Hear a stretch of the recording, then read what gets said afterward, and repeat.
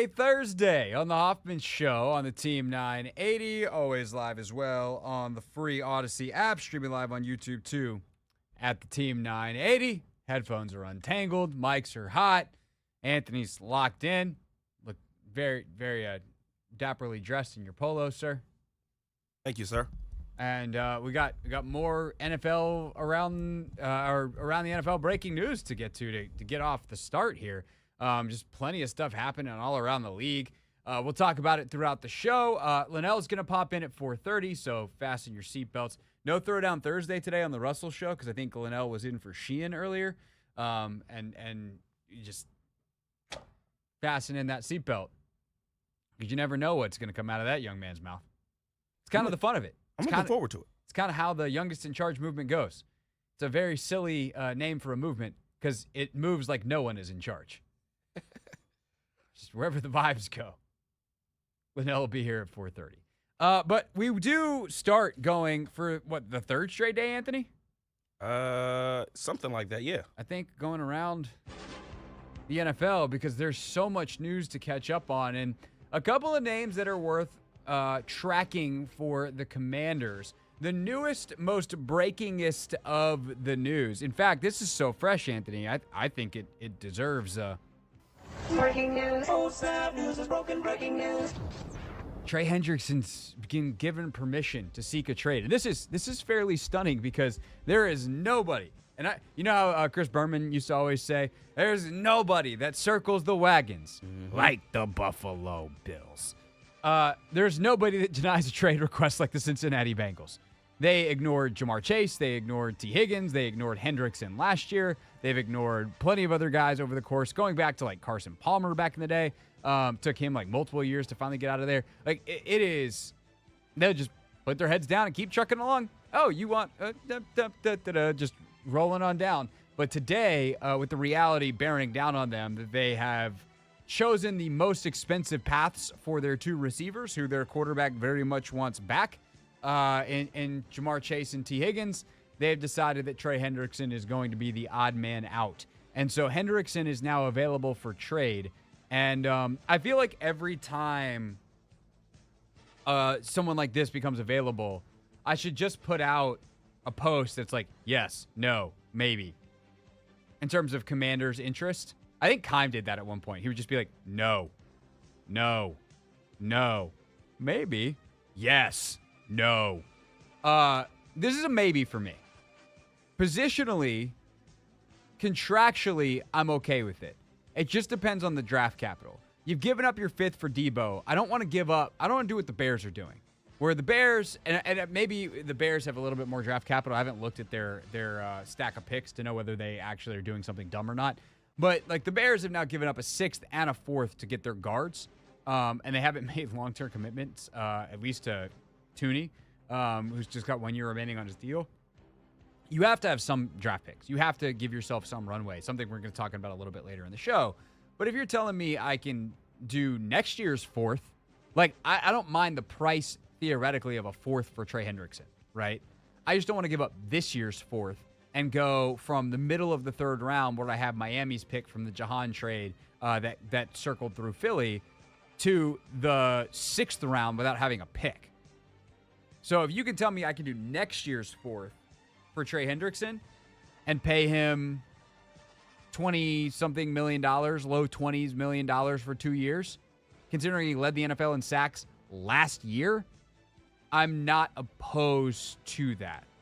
I also don't know that it's my number one priority, knowing that Khalil Mack is floating out there, as is Josh Sweat, as is Hassan Reddick.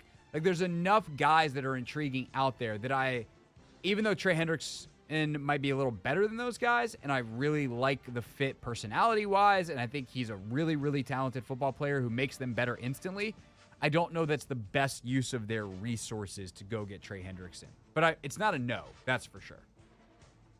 I like Trey, but at the same token, considering the deal that Max Crosby just got, I feel like he's going to want to command, some top-of-the-market kind of money. And we have the infrastructure to support that, but at the same token, we still have a team to, build. And If he wants $30 million, I'm sorry. I just can't do that for Yeah. him.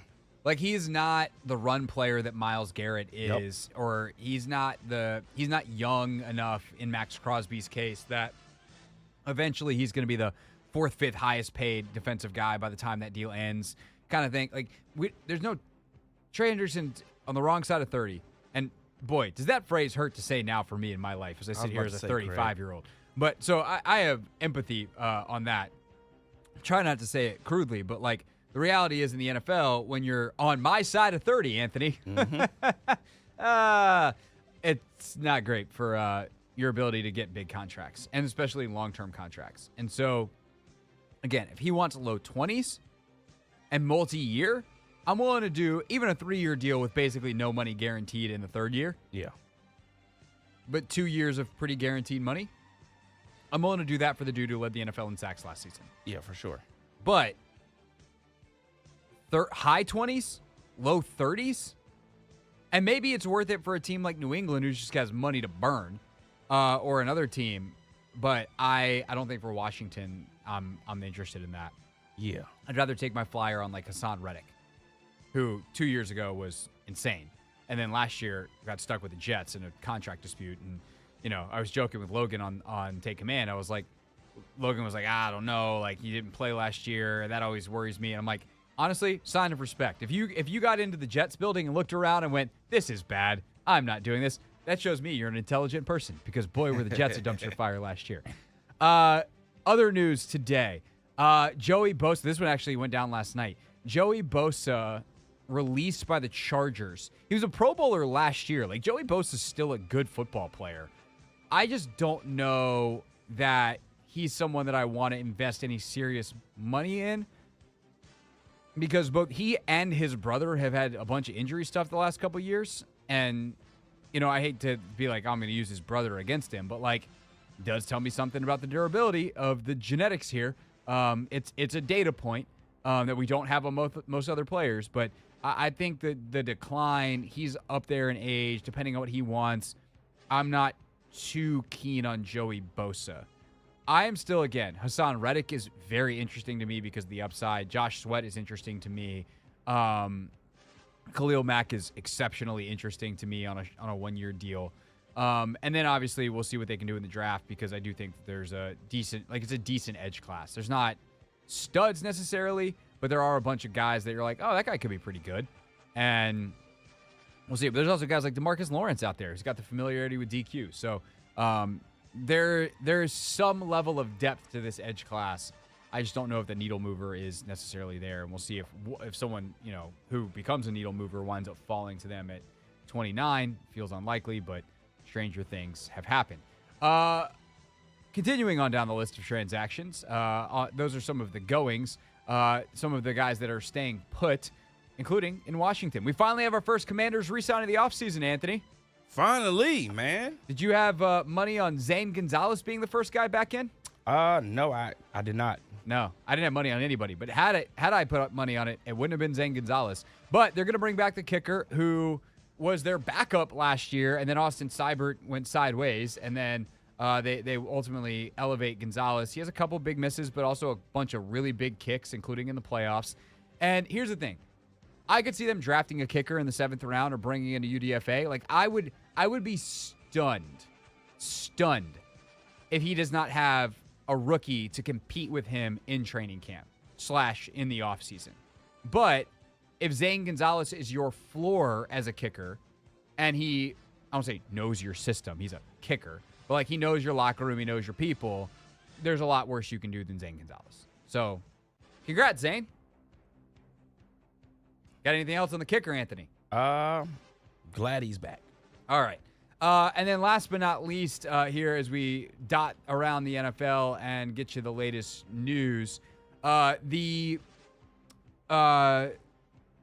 Rams have re-signed Tutu Atwell, a 1-year, $10 million deal for their slot receiver, which I think is interesting because like he's kind of in the De'Ami Brown kind of league. I think Atwell's probably been a more productive player, but I think De'Ami at 25 years old with what he did in the playoffs, there's a lot of people around the league that are like, that dude might get a little bit of money. So I think $10 million is interesting. That's kind of starting to set the range for the receivers and some of this mid-tier type of guys. Atwell's young enough that he's kind of in Diami's class. So if you tell me Diami winds up with like 12, I'd tell you that probably sounds about right. I don't know whether he's going to get that here, but definitely wouldn't rule it out. So I think that's kind of where we are in the receiver market. Yeah. If Diami was to get $12 million, are you bringing him back here? If that's what he wants. Or is that too much? Would you rather have a Darius Slayton? Because I feel like Darius Slayton, Tutu, Diami. Here's what I would say. I don't know with what I know right now that would be not my number one use of the $12 million. Okay, that's fair. But if they do it, I'm not going to criticize them one bit. Because this is like, I've actually been talking about this with a lot of people recently. There's a lack of humility in these chairs, these microphones. I don't mean like when Chris sits down or Lennell sits down or Chinn sits down specifically on this station. I mean, generally in analysis spaces where we are asked to give strong takes and be very definitive when the people who are the actual decision makers have just significantly more information. And if they watched Diami practice at the end of last year and went, that dude is where we want him. Mm-hmm. From a development standpoint, we think he can continue to grow. And even though he was a couple 100-yard receiver last year, he can be an 800-yard receiver next year if we put him in that number 2 spot. And we know how to use him, and we understand him now. It just took us a little bit of time. And they think he's worth $12 million. I will not bat an eye at them with their player in their building, especially for a guy they didn't draft and that they are making a pure assessment on. So I have the humility to say Adam Peters, whatever you say on Diami Brown, is correct. Is that where I think they'll go at $12 million? No. Would I probably rather have Slayton at 8 or 10 than Diami at 12? I think so. But for a 25-year-old dude who runs like a 4.41 or whatever he ran, like, he's a super valuable player. I get it. So I'm not anti that. It's the Hoffman Show. We're on the Team 980, always live as well on the free Odyssey app. When we get back, a little bit more on free agency before Lennell hops in here at 4:30 on the Team 980.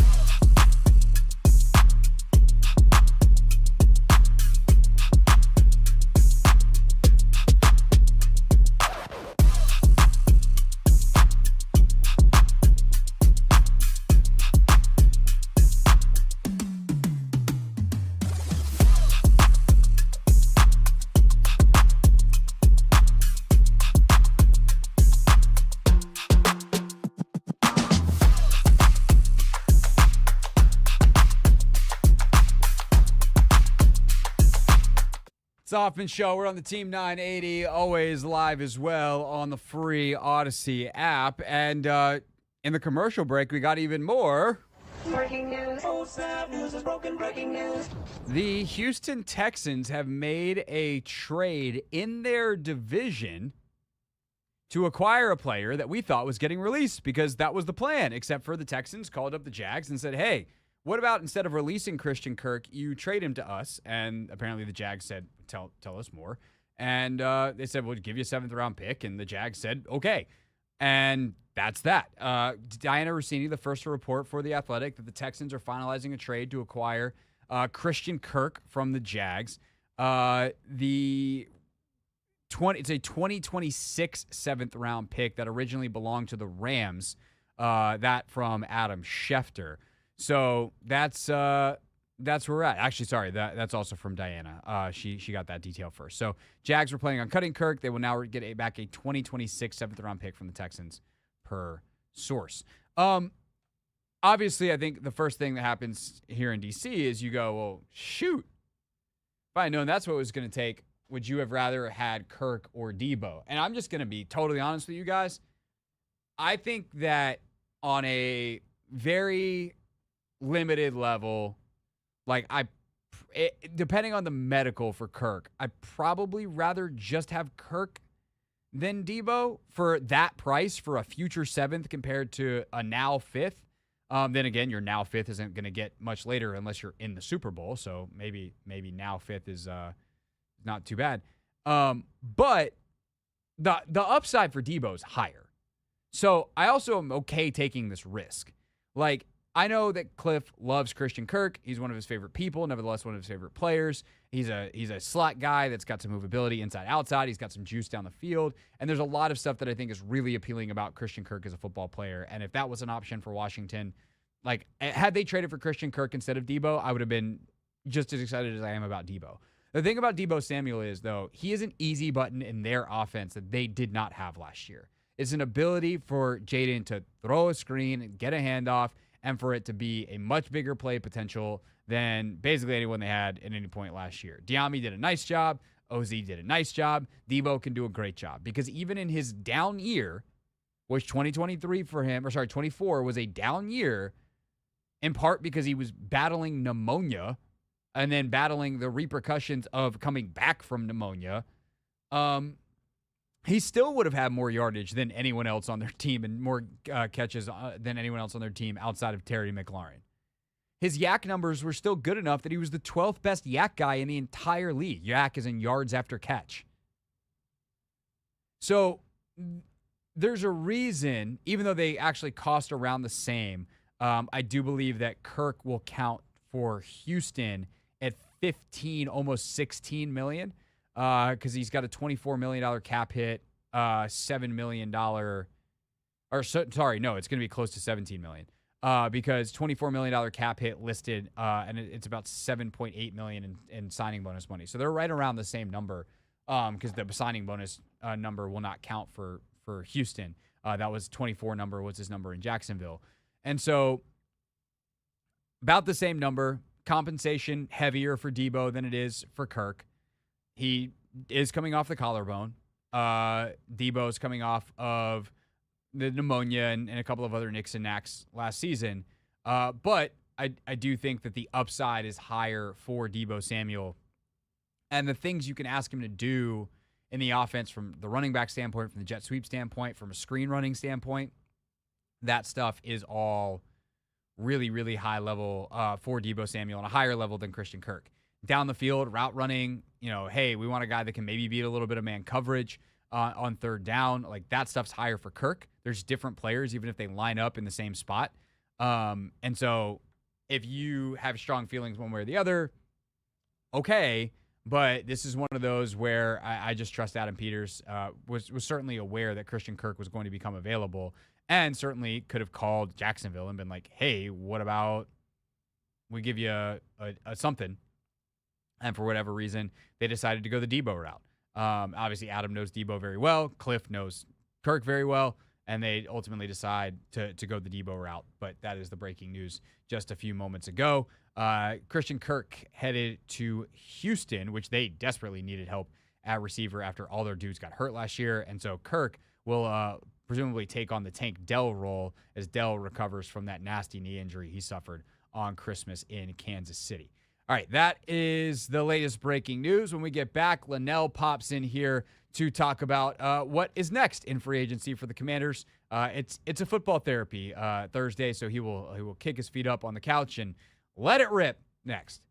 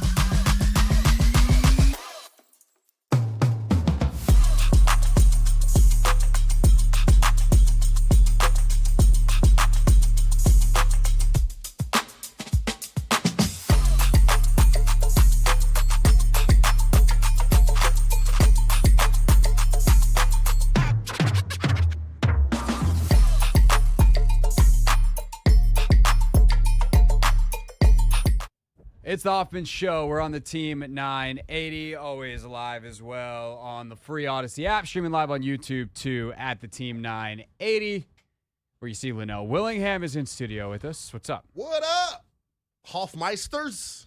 And Hoffman? You don't get enough radio doing Chinn's show and overtime today? No, I have to have conversations with you though. Me and you, you hit a different nerve with me because this is the Hoffman Football Therapy Couch. This is needed for my mental health. Yeah, this is not radio. Apparently, it's the vagus nerve, which to those that are in the psychological fields, they'll be like, "Wow, this is impressive." Craig. I was about to say, to everyone else, they have no idea what the hell I'm talking about. All right, what's on your mind, young man? It's a lot on my mind, man. It's a lot going on, and it's my Yeah. favorite time of the year. I love free agency. I'm excited about the potential that Washington has over the next several months to add to what last year was. And the thing that I always say whenever I talk about free agency and this offseason with the fans is like, this job ain't for the weak at heart. Adam Peters and the scouts and the pro scouts and all that, they have a really difficult job to do. They can't please everyone. They are going to make some decisions that are going to make some of us as fans go, huh? What is that blue-eyed handsome devil doing? Talking about Adam Peters. But I think he's earned the benefit of the doubt based off of the track record in San Fran, and then he completely knocked last offseason out of the park. So I'm buckled up for the ride because I think it's going to be a wild one. And there are a couple of things that kind of interest me too. Yeah, no, I also am there, and I think you were sitting over on Anthony's side of things. You heard what I just said about like Deebo and Kirk. Like, Yes. if in a vacuum you asked me which one I would like, Deebo for a 5th or Kirk for a 7th, a future 7th, I'd be like, give me Kirk for the future 7th next year. No brainer, yeah. But like Adam knows Deebo, and I'm sure they talked to Cliff about Kirk, and they put prices on those dudes, and they made the move they made, and so. And by the way, Houston was also in on Deebo. So although they didn't ultimately make an offer, I think Rossini reported, but they were sniffing around and interested. And so Deebo I think wants to be here. He wrote that note earlier today on social that he's like really, really excited to be here and be with this group. He doesn't think that he could have had a better fit. And so I'll just trust Adam on that. Exactly. And I think that's something we have to adjust to, because for Washington fans and media folks over the years, not trusting the front office was the right move because they weren't trustworthy. But like I think this one is. All right. So when we get into the actual names you want to see or positions, or where are you at? What would you like to discuss here on Hoffman's football therapy? There's a method to my madness, and I know everyone That's likes what you to, claim. I'll be likes to determined describe if me as mad. But I think that, first of all, I'm curious to see how they view themselves internally. I think how they view themselves internally is going to play a big part in how aggressive they are in free agency and the draft, and likewise other moves, which is why they went out and got Deebo. I think they've already kind of told us a little bit. Yeah, and the fact that, I think some of the reporting around, like, for instance, Trey Hendrickson, I look up over your shoulder, and Schefter's on TV talking about Hendrickson, and Jordan Schultz reported, like, the Commanders are a team to watch. And it's like, I think some of this is just they're doing due diligence, and, they're not talking to anybody. They're not talking to the press. Yeah. I think some of this is, like, I don't call it lazy, but, like, easy reporting. Like, the Commanders are going to be interested in everybody. They have a ton of cap space. Right. They have needs, whatever. Some of it is they probably are calling around and doing due diligence on a guy like Trey Hendrickson. Absolutely. It's like Commanders are interested.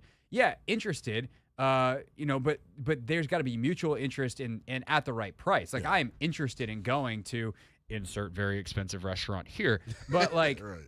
I don't want to pay their prices. Exactly. If all of a sudden I can eat their food at a discount, like, sick. But I think they've already told us at the very least they're going to be very diligent and finding players that can help them this year, not just like some future-minded thing. I think you're right about that.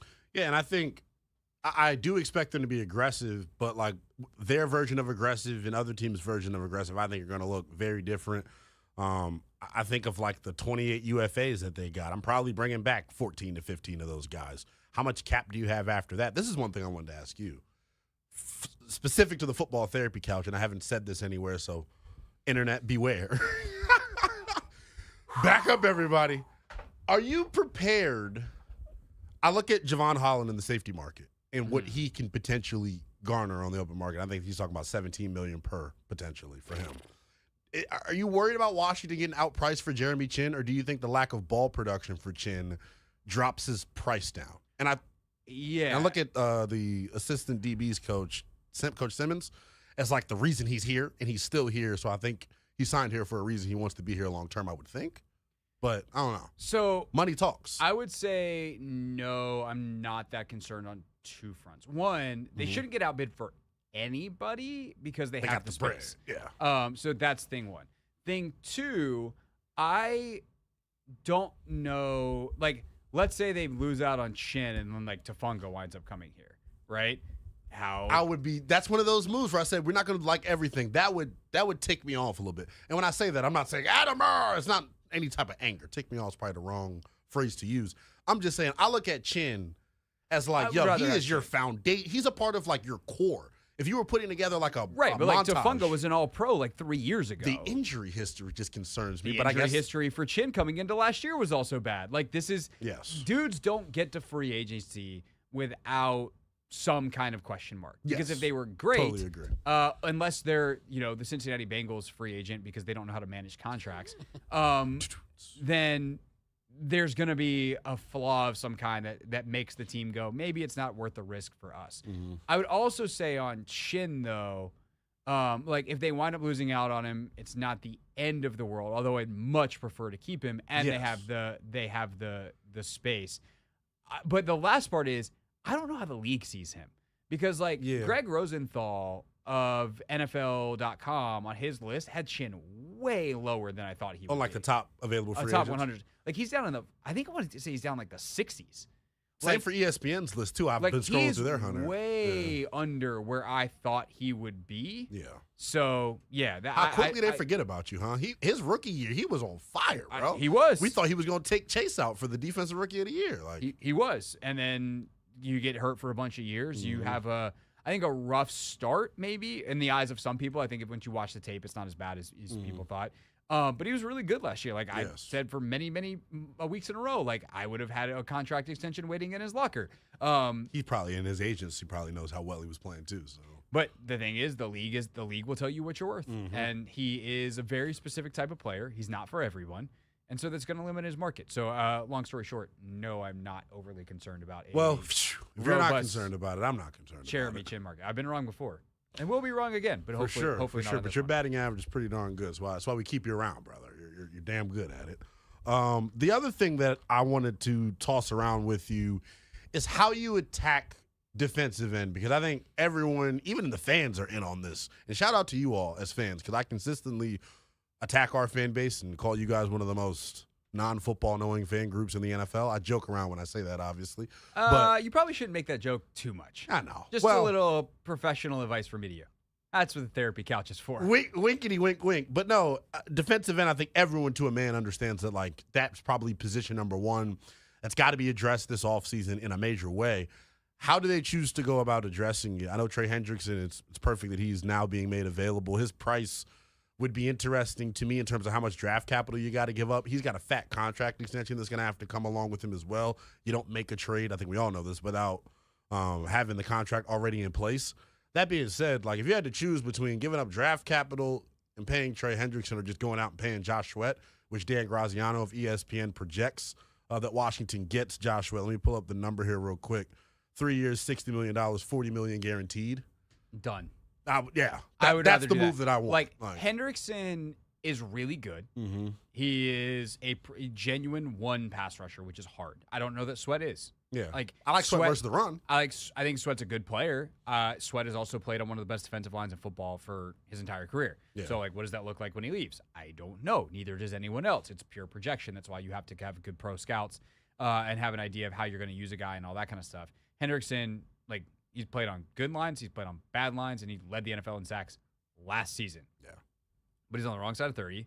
You got to give up draft capital, and he's going to want more money. Like they have a ton of money, but it's not unlimited money. They don't have Patriots money.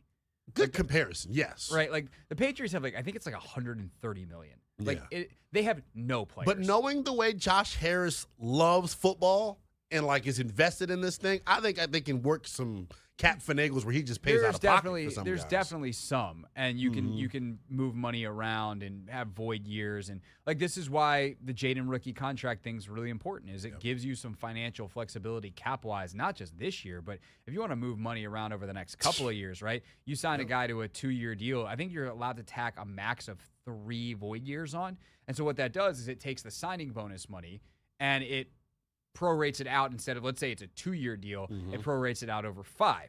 Okay, well then next year we're going to make this a roster bonus that's due on the first day of the league year, and then next year we're going to convert that roster bonus into a signing bonus. That's what, when you hear the term restructure, like that's what that really means, is you're taking some level of either base salary or typically a roster bonus. You convert it into essentially a new signing bonus, and then instead of being all that cap hit at once, it spreads it out over the remaining years of the contract. And sometimes you might even tack on an extra void year. Now, you're just kicking the can down the road, But the salary cap in the NFL is growing 20% year over year. And when they add that extra game, you don't think it's going to go up even more? 100%. And so, like, these deals, like, that dead money hurts less and less over time. Plus, the more years you spread it out, the less it is per year, et cetera, et cetera. So, long story short, like, Hendrickson still probably with all that ability to maneuver might be too rich. Yeah. But especially considering the production you could get him versus Sweat, I think one of the most interesting guys, I've mentioned him a couple times today, but like Hassan Reddick is mad interesting. 2 years ago, he would have been the top guy on the market. Instead, he gets this weird trade to the Jets. He's like, bleep you guys, I hate you. And they're like, cool, will you sign a contract? He's like, no. And then he eventually winds up playing for them. It's kind of a lost season. He's 30, but it's not like he's 35, or someone who's not named Khalil Mack and 34. Yeah. And so I do think that, like, Hassan Reddick is super interesting. There's a couple guys down the list that I think are interesting. And then Mack himself, like, I'm definitely on a 1 year interested in Khalil Mack as a solution to their stopping the run problem. You see the projected numbers on Mack, 2 years, $40 million, $45 million guaranteed. So that doesn't make any sense. How can it be $40 million and $45 guaranteed? This is from you can't have more guaranteed. This is PFF's projection. It cannot possibly say. I copied and pasted it literally. Let's look it up together. But while you're looking it up, the other thing I was saying too, and the question I had for you about defensive end, like, how concerned are you, or how much of a priority should it be to get your starting defensive end in free agency versus the draft? Like, how? Because I look at the draft and the way the combine went, and certain guys are going to get pushed up the board because of the numbers. And I am a little bit concerned. By the way, Mack, their projection is 2 years, $40 million guaranteed, 45 total. Okay, so I read it backwards. I'm sorry. Yeah. I was like, that math ain't mathin'. I know math is not my specialty, but that math ain't mathin'. But I was saying before we even came on the air, Bucky Brooks had this too, Craig. Matthew Golden at 29, and then Donovan Azaraku at 30. First of all, Azaraku's not leaving out the top 15, in my opinion. I think based off of people that liked him in Indy, I would assume that is correct. Yeah, so I think you're going to have real question marks at 29 in terms of, like, looking at a defensive end starter that can come in and help you. Like, and I think that's what you need. I would feel a lot more comfortable if they pursued that position really aggressively in free agency and then looked at the draft to try and find supplemental pieces, like guys that'll be a part of your rotation in year one. So my thing with free agency and the draft is they basically should not affect each other. That you should treat free agency as if the draft. This is the best way. This is why I've tried to say this the past couple of days, and I don't feel like I've landed the plane. Hopefully, like I'm about to. Okay. You should treat free agency like the draft doesn't exist. Because if you save something for the draft, you are leaving yourself to get screwed. Exactly. And I say this as someone who is a general manager of a Madden franchise that has needed a right tackle for 4 years and then eventually traded for, what's the kid from Baltimore? Rosengarten. Yeah, traded for him mid-year. Brian Robinson came into my office and had to throw a hissy fit about his touches, and so I traded him for right tackle. But Terry's done that multiple times. I'm like, this is not realistic. Terry McLaurin's not calling the meeting with the coach demanding touches. Anyway, the point is that in real life, you actually, the trading and the things that I did in Madden are not true. You do not want to, especially if you are picking at the end. It's one thing to last year go and be like, the number 2 pick, we're going to take. Because you go get your guy. There's no guarantee at 29. Right. But at 29, do I think there will be a good football player available to them? Yes. Mm-hmm. Do I know whether that good football player will be a receiver, an edge, or an offensive lineman? Nope. And that's the risk. So I do not want to go into the draft being like, we have to take a receiver at 29, or we have to take whatever. And so if you go get Khalil Mack, let's make let's do a mock roster here, like a mock free agency. Let's say they go get Darius Slayton, they get Khalil Mack, and then they get. If they get the kid Will Freeze from oh my God, Indianapolis, I'd be that's psyched. what I really. Let's say they get the kid Aaron Banks from San Fran. Let's say they get Banks, who's a guard, right? Guard, yes. Yeah. So you get a guard. Okay, cool. If all of a sudden Josh Simmons is available at 29 for the Commanders, I saw Dane's mock. Yeah, Dane Brugler had that where the tackle out of Ohio State is all of a sudden available to you at 29. Sick. Yeah. Banks doesn't prevents you from that. Exactly. He and Nick Allegretti can fight out for the swing guard spot. Once Cosby gets back, those two can start. And Brandon Coleman can either become a swing tackle or your right tackle, and Wiley become your swing tackle. Or you can kick him inside and see how it works. And if Banks winds up playing right guard for you and then backing up, like none of that prevents you. By the same token, let's say pick an edge who might Ezeraku. Let's say Ezeraku falls to 29. Okay, we signed Khalil Mack to a 1 maybe 2 year deal. He's still, if we think Ezeraku can be the one long term, sick. He gets to get mentored by Khalil Mack. Yeah. And think of how DQ wants, think of those old Seattle teams. That's the ultimate DQ. Like, we roll deep at edge, right? Same thing at receiver. Let's say it's Slayton. If Matthew Golden and his 4.29 40 is there at 29 and you think he's the best player on the board, you just take him. Yeah. And so you have to treat free agency as we're setting the floor.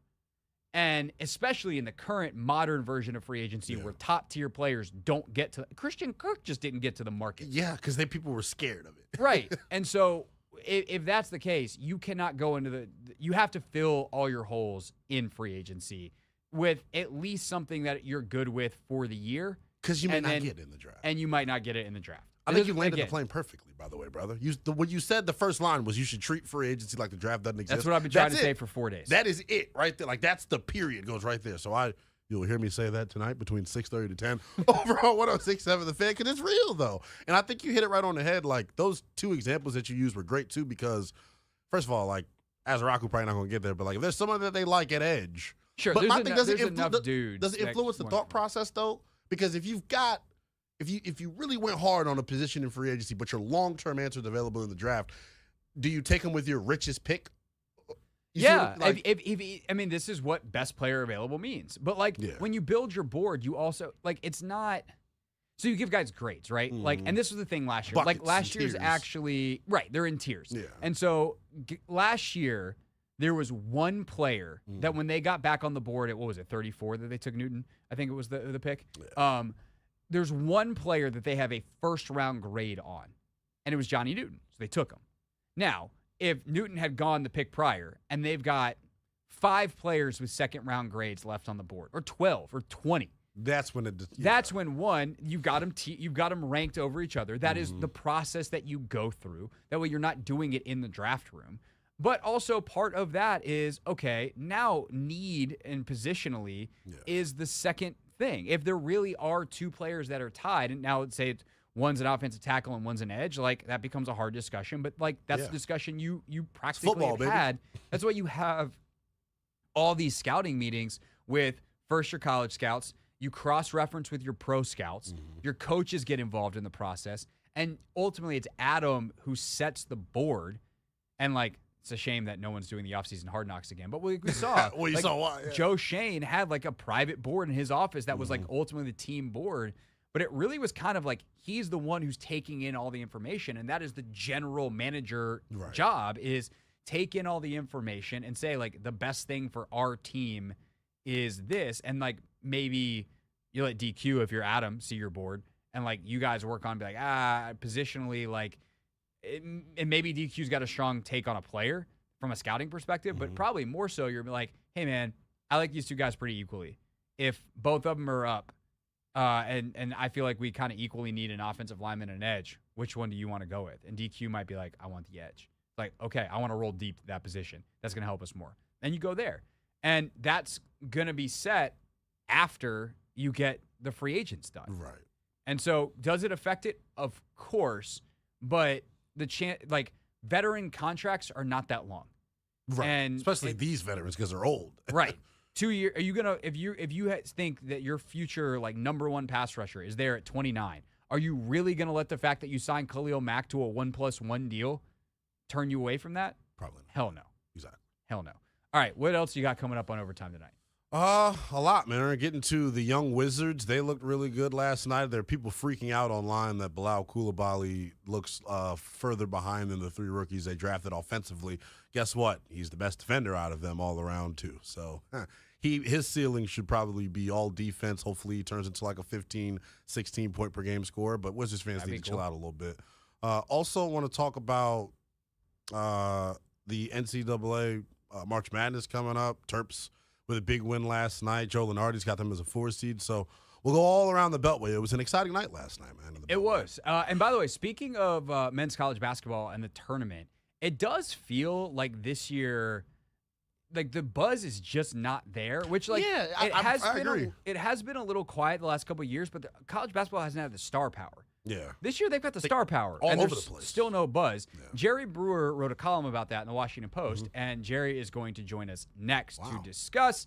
Lennell Willingham tonight over on 106.7 The Fan, starting at 6:30 for overtime. Also, he was in for Chinn earlier today, so if you want more Lennell, check out the Kevin Sheehan Show podcast. Thanks for coming by, dude. Hope you Thanks for having me, man. you've gotten everything you needed to out on the football Feel therapy better. couch. I'll drop the copay off and to Anthony. Yes, There we go. please check out at the door. Thanks, brother. Jerry, next.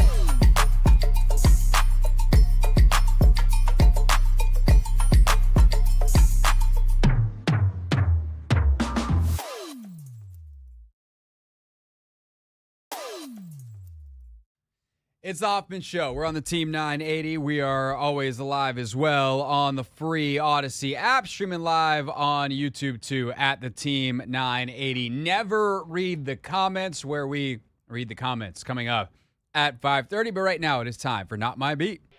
Today's top story from the perspective of someone who's there. You are looking live. This just in. Not My Beat.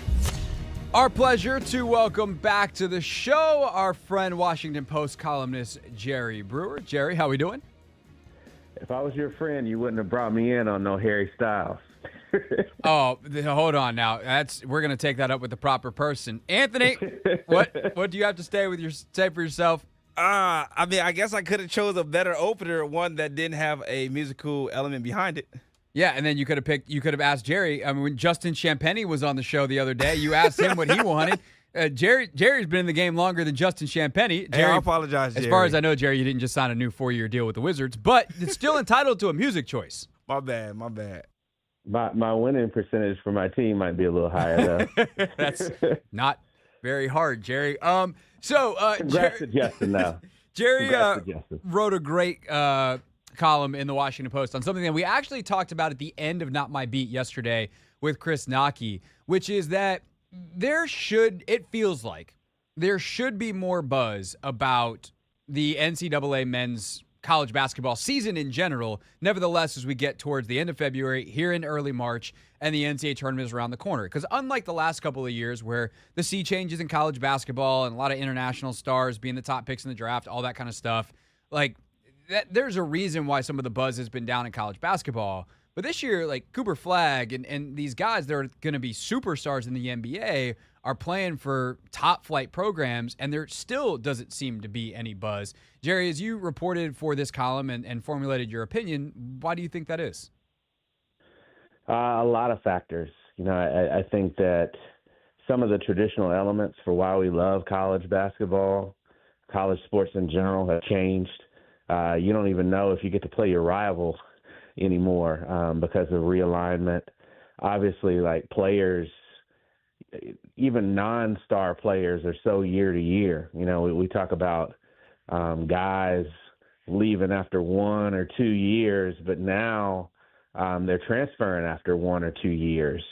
And, it seems like even the elite programs are turning over more than half their roster every year. So I don't think our heart is as invested in growing with these teams. You never see anymore, Craig, a team that brings in a big freshman class. They're terrible the first year. They're pretty mediocre the second year. They're in the NCAA tournament the third, and then in the fourth year, they're a Final Four team. That just doesn't happen anymore.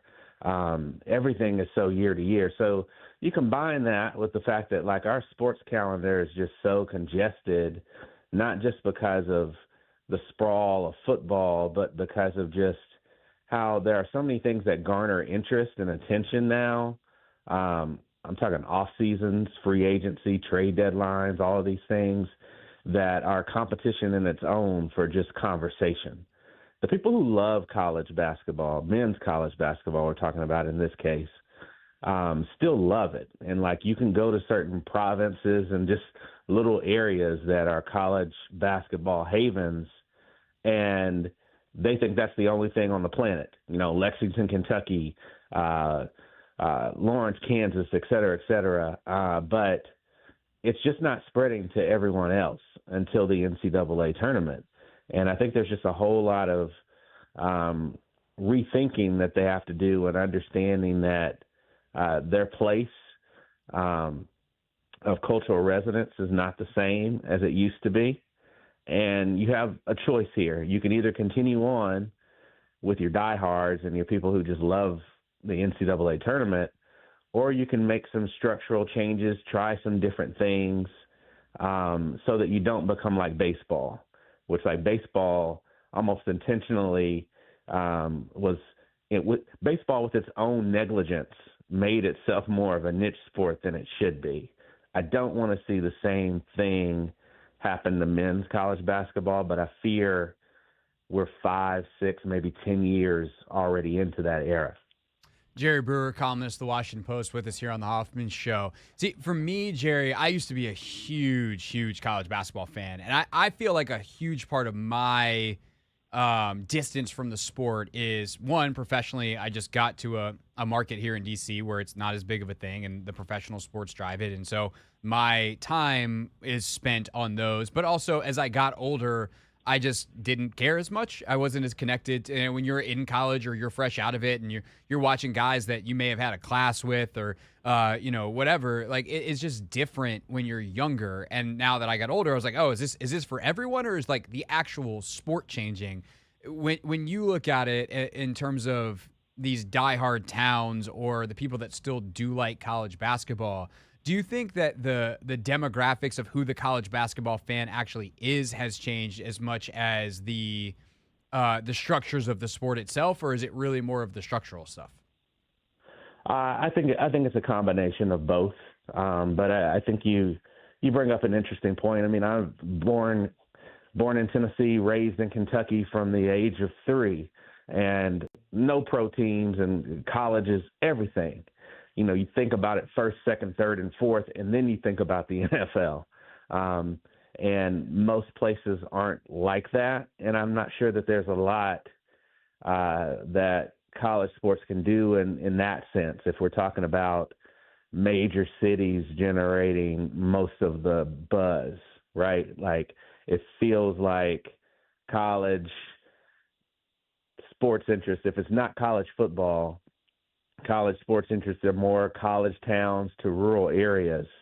So maybe it starts to look more like our electoral map than anything else. So there is that factor, but I still think that we live in what you should consider an attention economy now, and it applies to sports. And if you're going to get attention, you have to have some kind of appointment viewing. And I think when college has been doing the same thing that it's been doing forever, it's the same holiday tournaments, it's the same, challenges between conferences in the non-conference schedule. They've never thought, unless you're Gonzaga who needs the games, there's never like a big non-conference matchup in like February, say like right after the Super Bowl, that's intentionally done to really drum up some interest as you head towards March.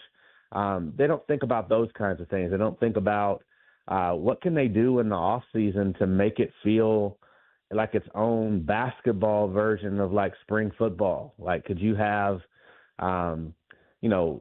challenges, exhibition classics, whether it be, the team that are projected top 10 teams playing, and something that's structured, maybe even figuring out and like changing some rules so that you can have these games televised, maybe even international competition where college teams can't beat like the top EuroLeague teams, but they can beat some of the sort of junior EuroLeague teams, if you will, like the ones that Luka or Wemby played on before they graduated, to the big thing. And so maybe you could do something like that to draft off of like the international interest that we have, because there are so many international rising players that are going to become significant factors and lottery picks in the NBA.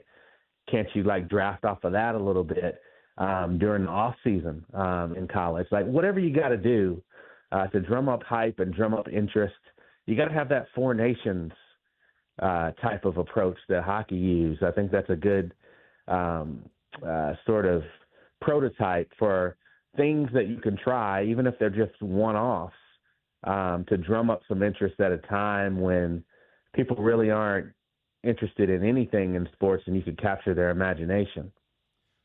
That totally makes sense. I think that would be pretty fascinating. I mean, the 3x3, like what Unrivaled's doing, is so cool. Like, could you do a 3x3 format with some kind of international flavor? And then you have like these moments that are indelible of like what I'm trying to think of the right. I guess Luka and Trey were in the same draft, so I'll use those two. Like, what if the first time we ever saw Luka Doncic play Trey Young was some college exhibition 3x3 thing over in Europe? Like, that would be a moment that we'd have on film forever that the NBA could then use, and that does feel smart. The other thing structurally, Jerry, is just like the unregulated nature of the current NIL situation. How much do you think that is playing into this, where it just feels like the wild, wild west, and what kind of regulations could actually not only be good to make things not feel like the wild, wild west, but ultimately grow the health of the sport?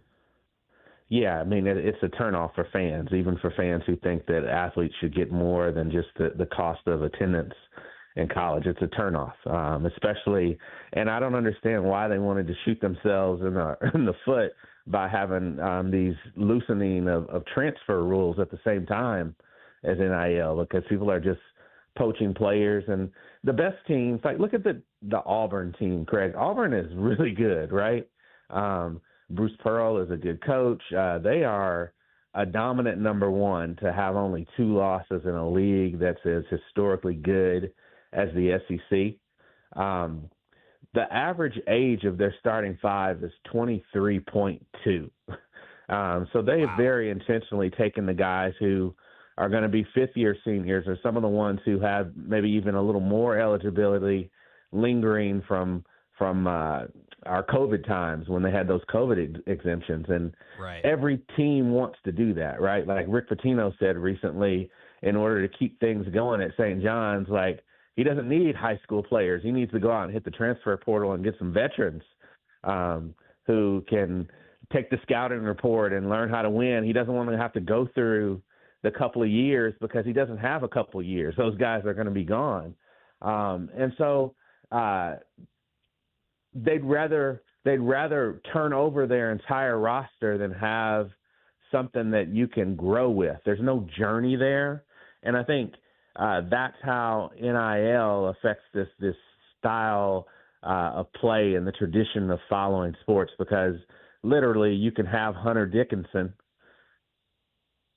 at Michigan doing really good at Michigan. And I know Juwan Howard got fired and all of that, but doesn't stay and goes to Kansas.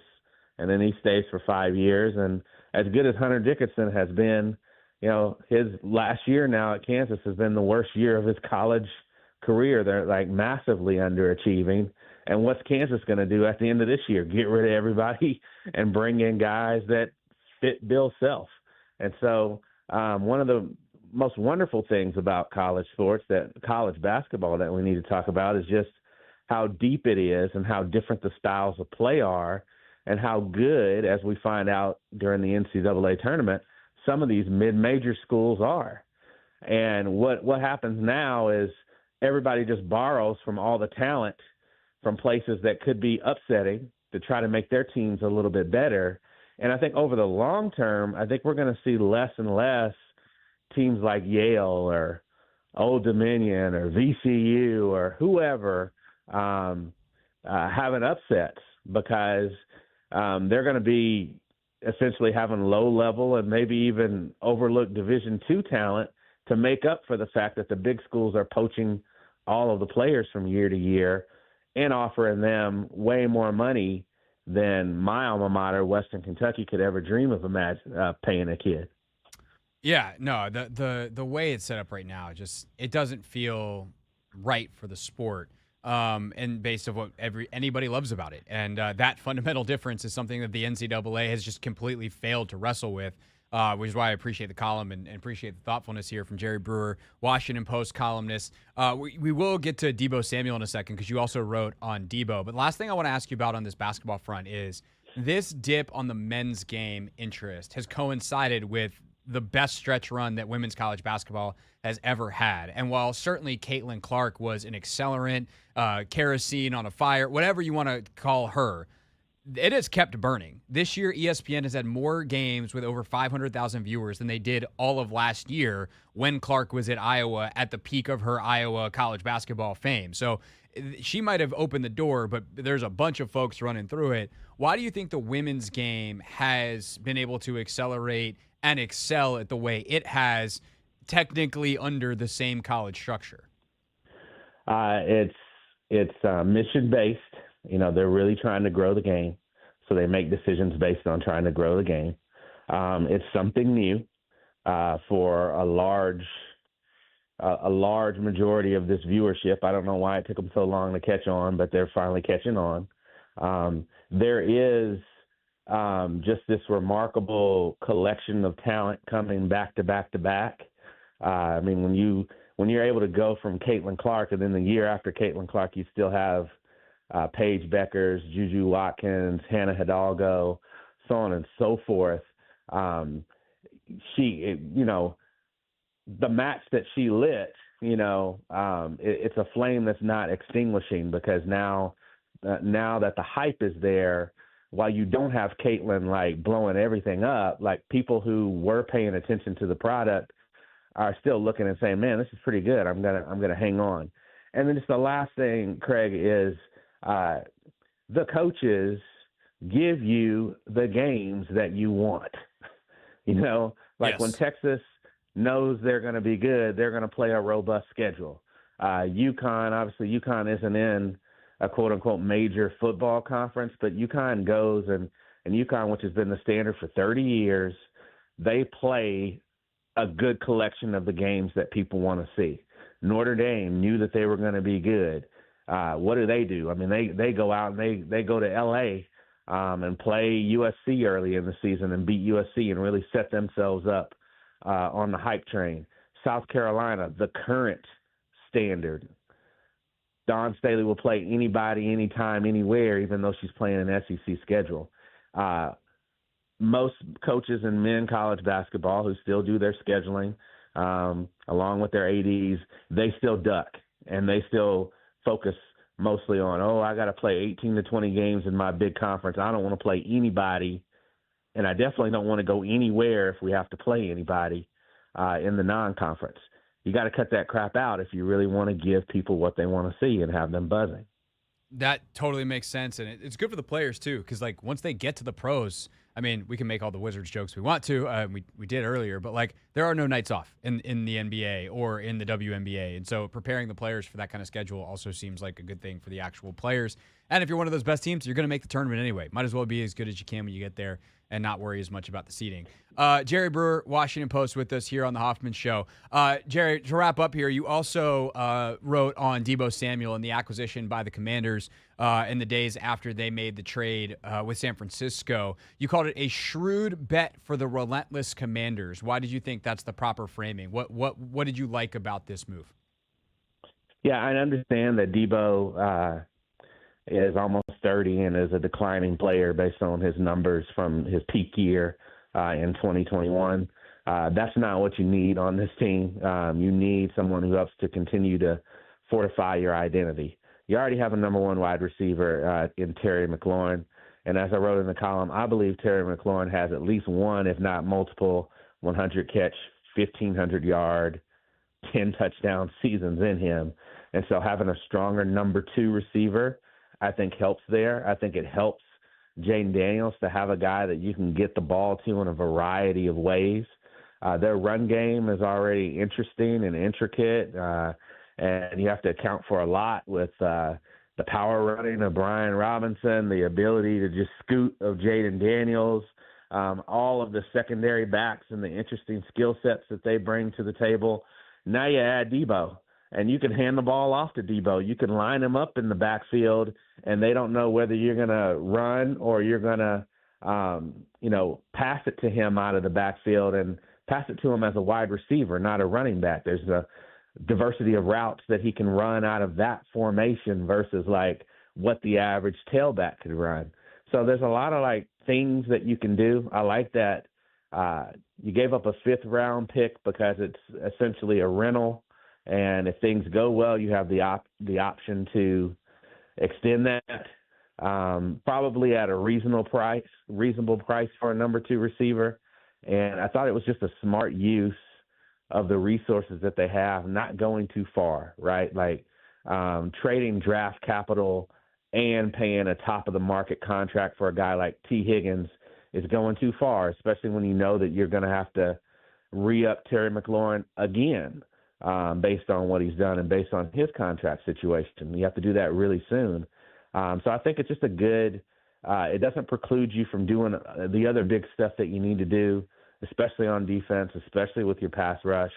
I like it. I thought that it's just a good identity fit. That guy is relentless. He's physical.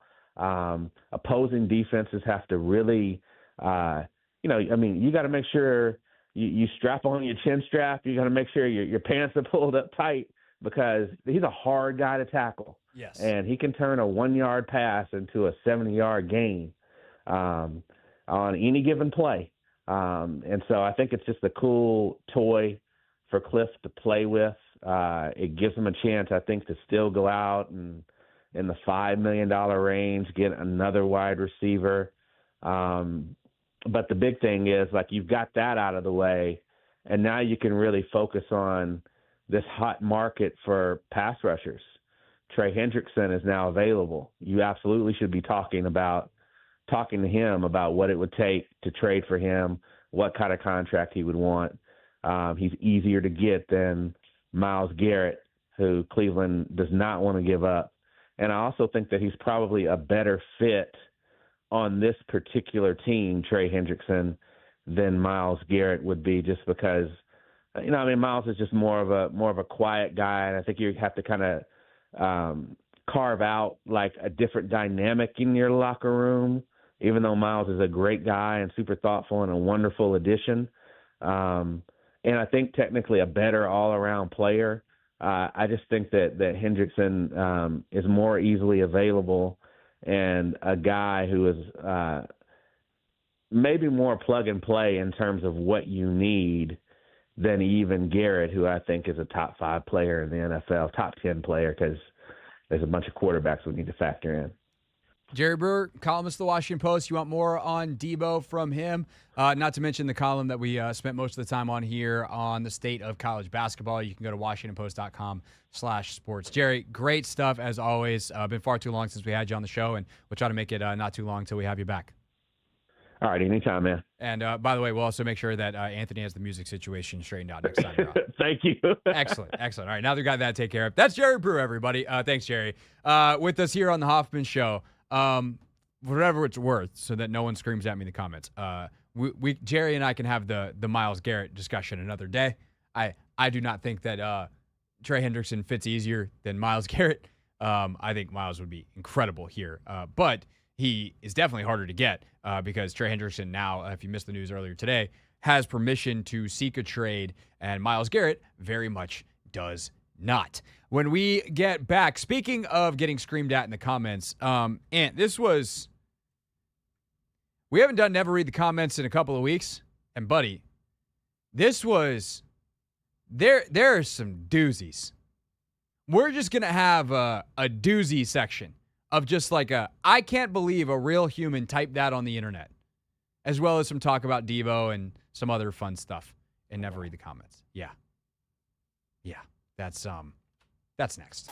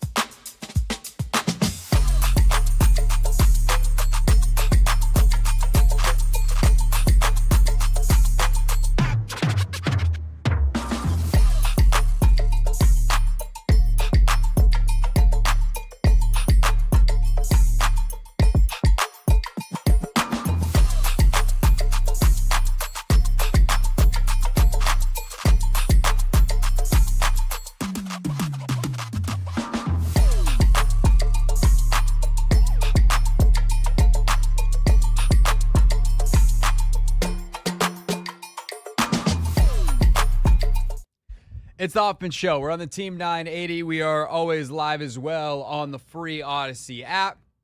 Never read the comments in just a moment. Again, latest NFL news is that Christian Kirk is going to be a Houston Texan.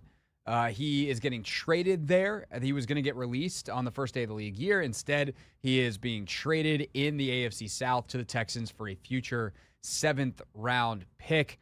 We rattled off all of the breaking news off the top of the show. Anthony, it does feel like we're due for something else. It has been a hot second since we got anything on the NFL breaking news front. In fact, the latest contract we have you seen this one? Latest contract. Someone got a whole lot of money. Like recently? Stephen A. Smith. Nah, I'm missing this one. This one hasn't hit my phone yet. Sources telling The Athletic 5 years, $100 million for Stephen A. Smith for ESPN. Oh, Stephen A. Smith got paid. I thought you were talking about an athlete. My bad. No. My bad. No shade to Stephen A. either. Like, yeah. That was kind of funny how you phrased that. I thought you was talking about an athlete. Nope. He gets paid $20 million a year to talk. Nice. For him. I could use, 20,000. No. I think you're doing better than that. Yeah. If not, then I need to talk to the boss on your behalf. I think you're doing better than that. I'm not saying your job's paying you a whole ton. Yeah. I mean, we're working in radio here. We're doing the best we can. Yeah. But I think what we just learned is we need to be working in television. Oh my God, $20 million a year? It's crazy. Good gracious. Must be nice. Must be nice. You know a bunch of people who think they're Stephen A. Smith? Some people that are on YouTube, maybe. Yeah, in the comments. This one, let's hazmat suit on. Let's go. We tried to warn them. They didn't listen. Yeah! Every week, the Hoffman Show goes into the belly of the beast. We read those comments, baby. Never read the comments. This was a week that I remembered why we named this Never Read the Comments. This was a week where I truly was like, this is not good for my mental health to go into and read all of the different opinions. And we are going to do a showcase of some of the worst comments of the week. And I am hesitant to do that. We are going to get some of the best comments, and we're going to have a good football discussion first. But if you're into the bad comments, buddy, stay around. Boy, do I have something for you. But I also hesitate because I wonder if some of these are so bad because they're looking for attention. You can't possibly think the things that you typed, but you typed them anyway. At Craig Hoffman, at the Team 980. On the Hoffman Show, clips on the Take Command clips. And we actually, Anthony, after the Deebo news, went live on YouTube at Craig Hoffman Saturday night. Mark Grandy, nice enough to join us from 95.7 The Game. And I ended that stream, Anthony, by saying, go back to whatever else you were doing. It's Saturday night. And No Marson Rab says, go back to what I was doing. I'm at home scrolling YouTube on a Saturday night. I have no life. I shouldn't be laughing that hard because he shouldn't be saying he has no life, but that is I was like, you know what? I guess technically if you're watching this video right now, I mean, I guess if you saw the news and you were doing something else, you're like, oh, Hoffman's live, got the alert. Like, that's why you subscribe. But go back to what I was doing. I was scrolling YouTube and I saw this news and fair point. He should have just left off the I have no life part. I laughed pretty hard. So, Marson Rab, whatever that means, you, sir, or ma'am, salute. Wow. That was funny. Obviously, the big story of the week is Deebo Samuel and the trade that was the subject of said live stream and most of our content since, Saturday night and now. And some of it is bigger picture, like this from Brian 5072.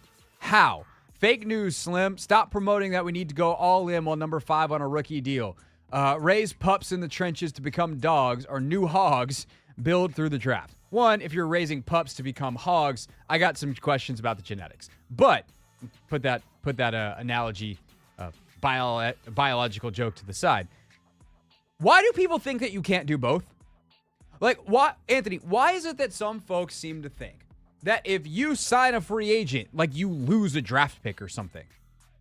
Yes, I understand that the all-in side of it, hey, don't trade away too many draft picks. I agree with that. You can't trade away all your picks, but they never are going to trade away all their picks.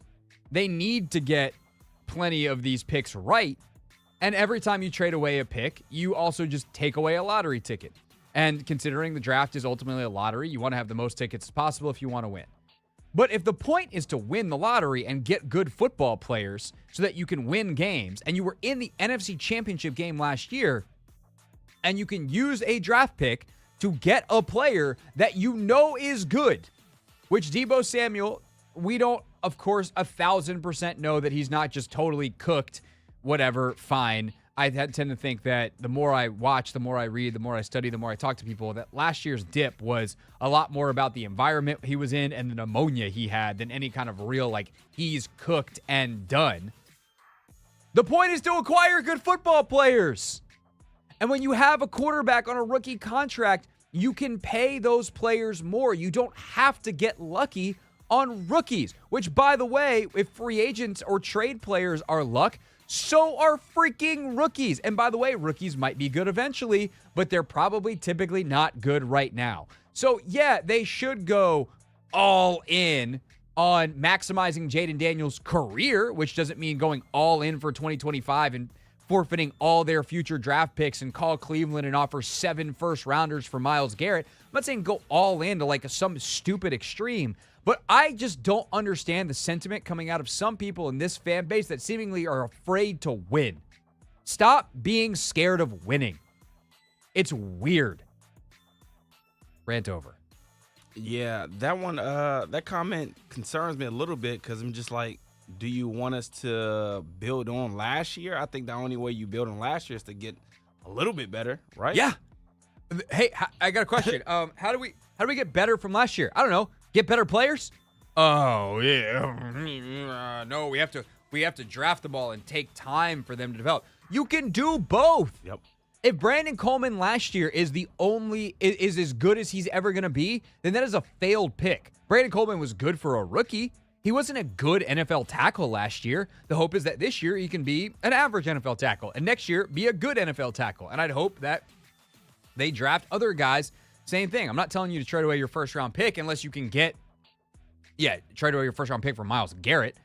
Sure. But I wouldn't trade my first-round pick for Trey Hendrickson, and he led the NFL in sacks last year. Because the runway is too short for how long you want to be good, while especially Jaden is on this rookie deal. Nevertheless, when he's got to be the guy that elevates everyone else, because you're going to pay him $70 million a year in 3 years or 4 years, whatever it is. Mm-hmm.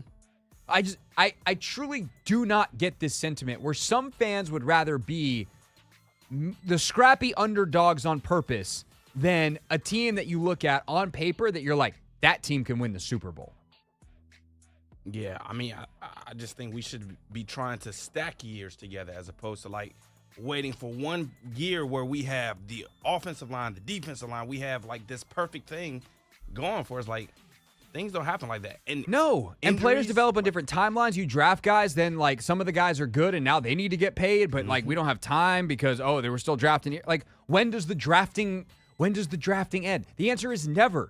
But when does the acquiring good players start? Now, you were just in the NFC Championship game. Right now, please, for the love of God, now. So, in summary, Brian, 50-72, I disagree. And I won't stop. One World Abroad 8076 says, in defense of us long-suffering Washington fans, draft and free agency has basically been done 180 degrees wrong for so long that we are still confused as to why our new management is doing it the right way. Some of us are still sitting here thinking, you mean you don't get a Hainsworth and you don't go reach for a desperate need in the draft? Who would have thunk it? I do think some of this is Ashburn syndrome, man. Yeah, that's what it gives. Like, they literally don't know what good looks like because you haven't seen it in so long. And frankly, you've never seen it. Yeah, you've never seen it in the salary cap era. Like, the last time this team was good was like when the salary cap was brand new. Washington fans have never seen any level of sustained success in the modern environment of the NFL. That's not your fault, but it doesn't mean that you have to say the dumbest thing on the internet. That's all I'm asking. And then I thought this one was fun too. Young Feet, spelled P-H-E-E-T, 7. Or maybe it's Young P Heat. Either way. What happened to letting AP cook? And I think this is also worth pointing out. There's a lot of people that question Adam Peters last year, and then in the middle of the season, we're like, I made a mistake. I should have never questioned Adam Peters, and now they're questioning Adam Peters again. Yep. And I'm not saying you can't question. I'm not saying it's one thing to question and be like, I don't get this. I hope he's right. Versus, he doesn't know what he's doing. Stop that. You look foolish. And he's not perfect. Like, we can agree. Of course. Like, he makes mistakes. Like, the Trey Lance thing in San Fran went horribly wrong, but he was still able to, like, they still went to rebound. multiple Exactly. NFC Championship games. Still able to, be successful. So just believe in the brain trust. And maybe Ben Sinnott will be a total bust. Maybe he just had a bad rookie year. Maybe he's a total bust. Okay? Make your mistakes. Make it quickly. Told you. It's a lottery, this draft thing. There's some, like, Clelin Ferrell wasn't very good in 2024. He was okay. Some people think, like, Dorrance Armstrong was bad. I think those people are wrong. But, like, they made the NFC Championship game, and at some point the results have to matter. And the track record has to matter. And I don't get the people that are just like, you didn't do what I said.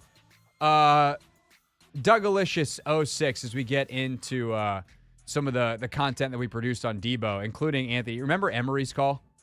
Emery. Emery wanted to trade for George Pickens. Oh, yeah. Yep. And Dougalicious06 says, first Emery wants George Pickens and then says use a second to get DK because Terry doesn't stretch the field. My God. There were, Anthony, people coming for your job in the comments this week because they think that we don't screen the calls. Look, I'll let y'all in on a little secret. Anthony does an amazing job of screening calls. If a call is going to be truly problematic, we typically know about it, and it never makes the air. There are some calls that we know that I'm going to hate, but ultimately the show, like, nothing I do is disingenuous, but if the show wasn't entertaining, y'all wouldn't listen. So getting a little disagreement, getting some multiple points of view in, even if some of them are very dumb, is it's a feature, not a bug. And I will say this, Anthony also does a pretty good job of warning me.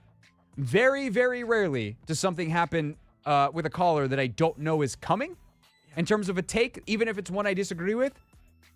And that is also why sometimes I can react much calmer to a bad take than if I didn't know that it was coming.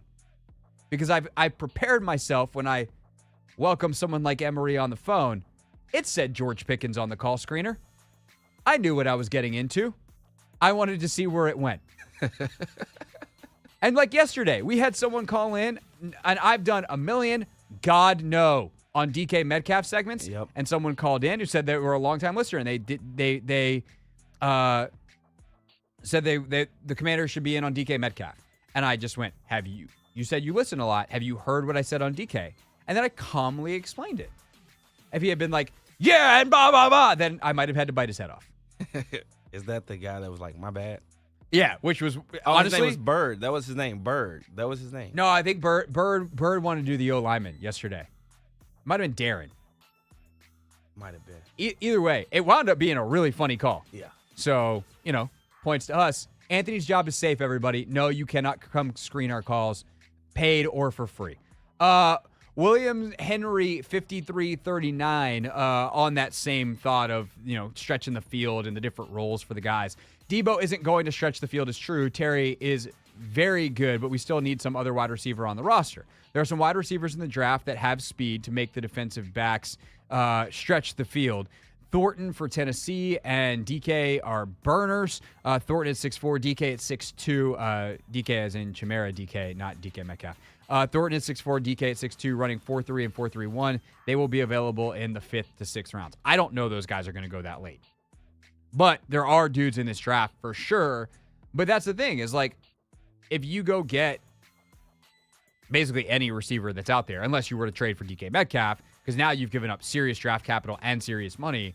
Like, you can draft someone at the end of the first round, end of the second round, third round, fourth. Like, you can draft these guys and let them develop. And by the way, if you go sign a Darius Slayton or one of these other guys that has a little bit of vertical stretch to him in free agency for $5, $6, $8, $10 million, you can still draft those guys. They do need receivers. I think they probably need one more in the bargain bin in free agency, and that might be bringing back Noah Brown or Diami or getting a Darius Slayton. And then they need to draft one, at least one, because you need something with more of a runway out the next couple of years, I think, as well.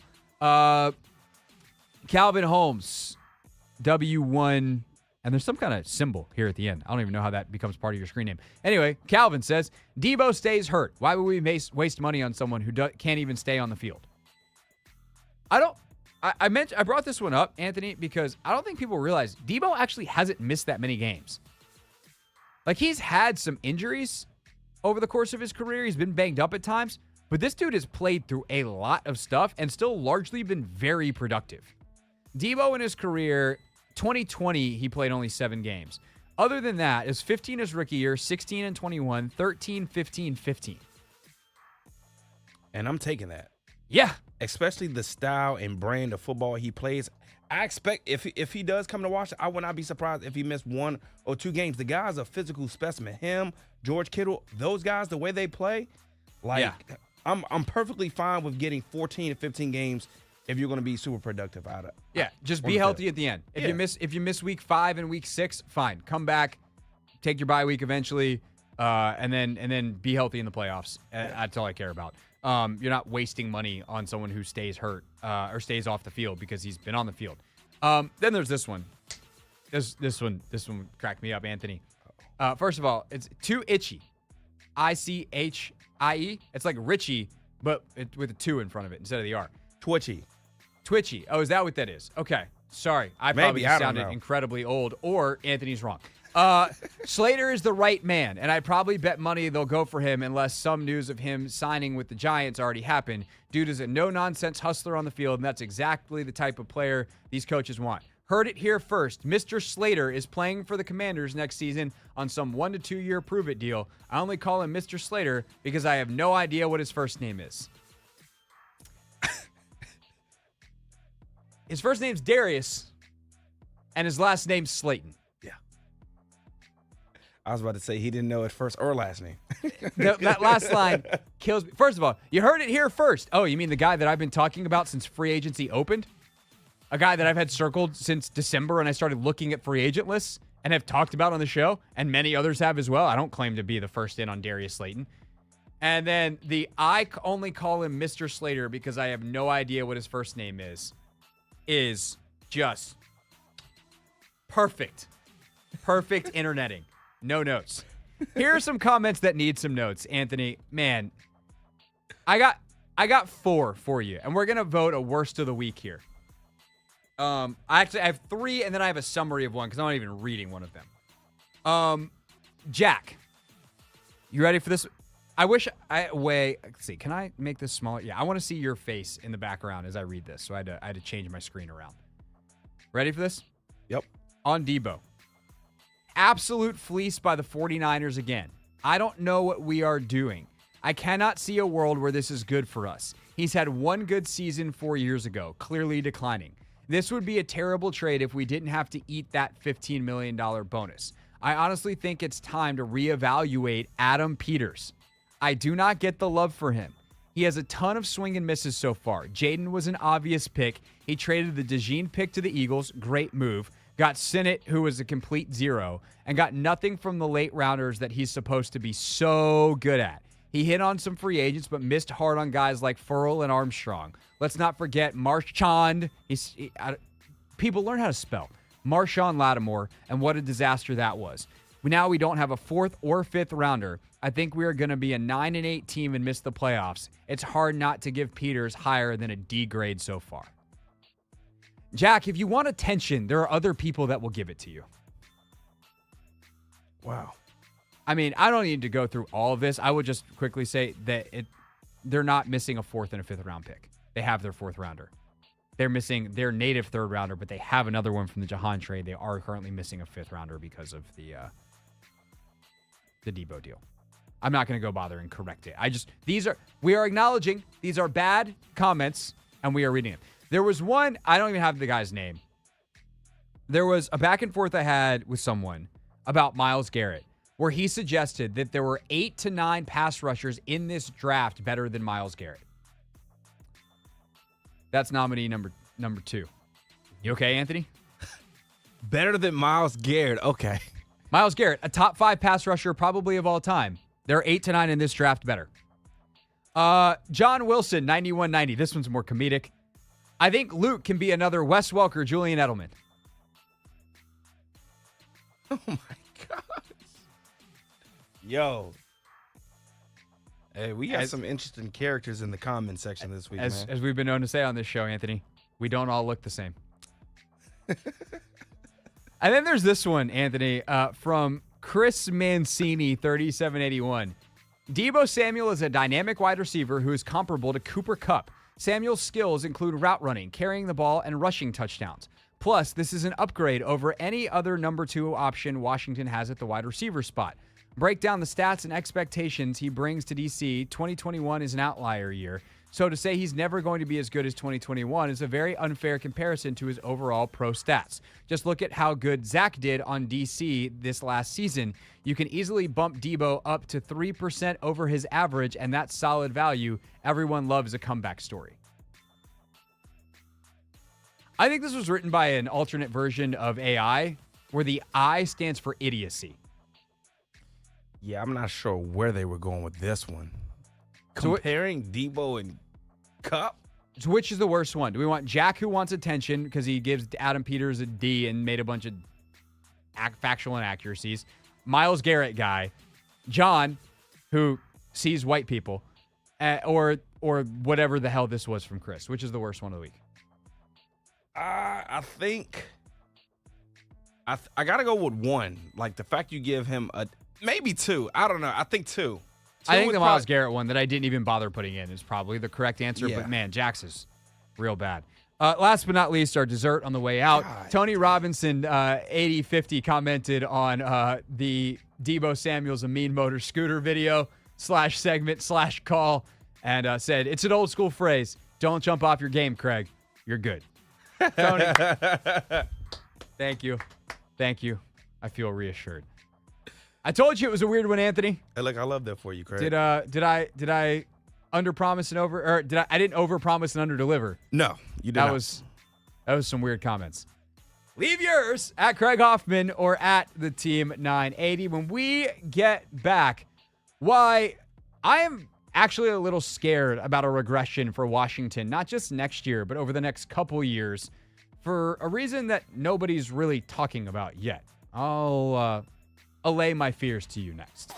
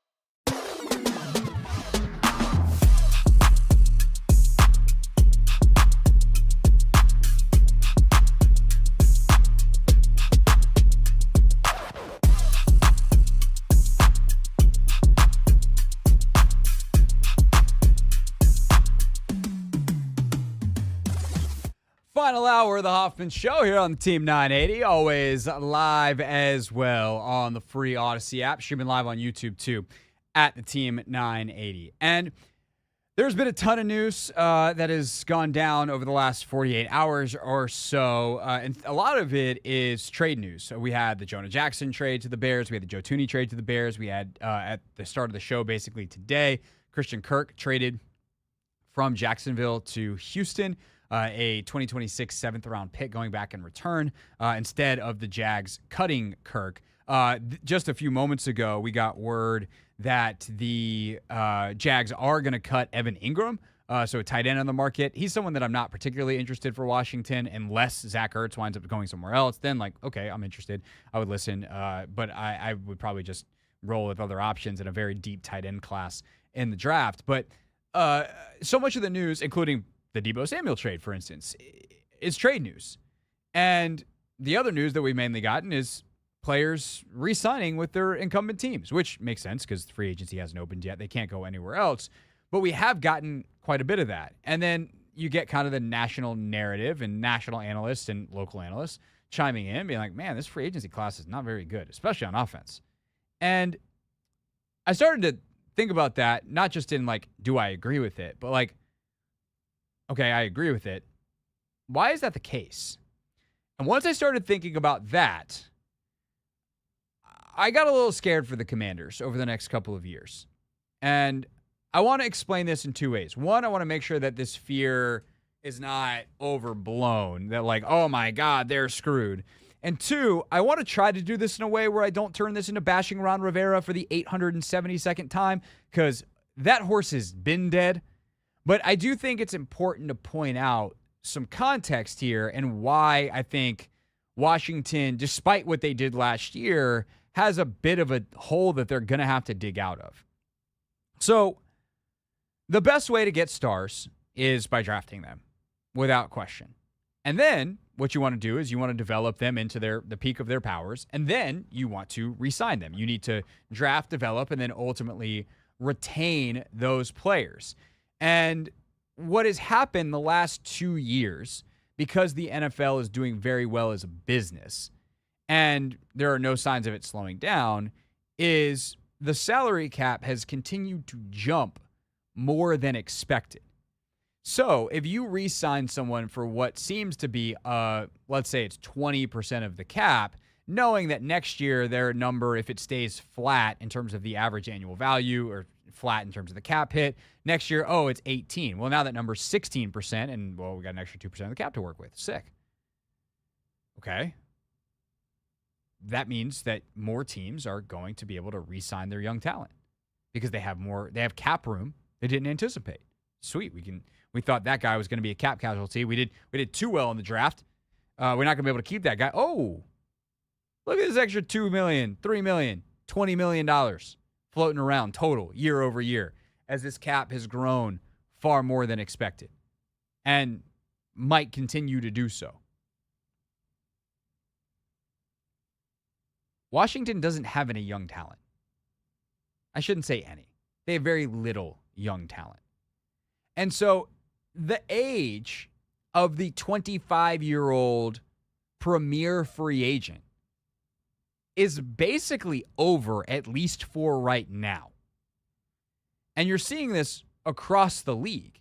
There just aren't one of the better 25-year-old free agents in this class is De'Ami Brown.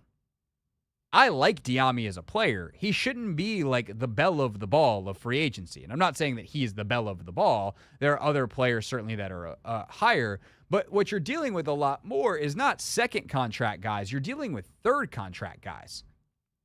Those players are going to be 28, 29, 30. You're dealing with Khalil Mack, whatever number contract he's on guy. You're dealing with guys that are just older. You're dealing with guys with questions, and one of the questions you're dealing with is the age cliff. And so if you're a team that's relying on free agency to fill what you need, you're not going to be able to find high-quality, long-term solutions the way that you used to. And then the teams that have done really well, like the Eagles in terms of their draft, and then they've been responsible with the contracts, being willing to pay guys up front, are going to be able to maintain their talent at a higher level. Ironically, Philly has done so well that the number one free agent this year, and this should also tell you something, because this guy's good, but he has no business being the number one free agent. But after T. Higgins gets tagged and a couple other guys happen, like the best available free agent is probably Milton Williams. He's 26 years old. He's a defensive tackle. But huge questions. Did he play really well because he's playing on that Philly defensive line next to Jalen Carter? Or is he actually like worth $20 million a year? We're going to find out. Ronnie Stanley, he's 31. Darnold, 28. Josh Sweat, 28. Godwin, 29. Carlton Davis, 28. Charvarius Ward, 29. DJ Reed, 28. Devontae Adams, 32. Amari Cooper, 31. Dave Dahlman, center, is your next mid-20s guy. He's 12th on NFL.com's list. Byron Murphy, 27. Dre Greenlaw, 28, with an Achilles 12 months ago. Javon Holland at 25. Okay, he's interesting, but he hasn't looked the same since a knee injury in 2023. Nick Bolton, 25. Okay, now we got it. But he's at a position that is fairly devalued. Will Fries is a really interesting guy. Will Freeze, really interesting guy, but he's 27, even though he's young. So of the top 20 guys, you got Fields at 26 and Trevon Moehrig at 26. That's 2-3 guys at 25. You got Holland, Bolton, and who's the other one? Or is it just 2 that are truly 25? You have 3 other guys that are 26. And some of those guys are coming off serious injuries. And another one is Justin Fields, who's already a journeyman quarterback, about to be on his 3rd team unless Pittsburgh re-signs him. And so, again, this isn't meant to bash Ron Rivera again. It's just meant to explain, hey, the fact that outside of Sam Cosmi, Quan Martin, couple other guys, there just isn't a lot of young talent in Washington to retain, means that we're going to be in probably this free agent rut where they're going to have 25-plus guys they need to re-sign every year until you get Jaden and Mikey and hopefully Sinnott and hopefully Luke and hopefully Jordan McGee, Dominique Hampton, this first draft class, to the point that you're signing them to extensions. And I don't know what to do about that. What it means is that the Commanders are going to have to draft really well. And I also wonder if it impacts their draft strategy that they do take some older guys. I mean, that is something they did last year. They did take some guys that were obviously more projects, and they're hoping those projects pay off starting this year. Guys like McGee, guys like Hampton, they gave a redshirt year. I'm expecting them, or they want them to contribute in 2025. But you also took guys in Mikey and Jaden who are ready to play right now. And so when you put your board together and you think about what you value, do you take the upside guy that's 21 years old and might need 2 years to really play well? Or do you take the 23-year-old who might have a little bit lower ceiling but is ready to go right now? These are the questions they're definitely discussing in the front office. These are the questions whose answers change team to team.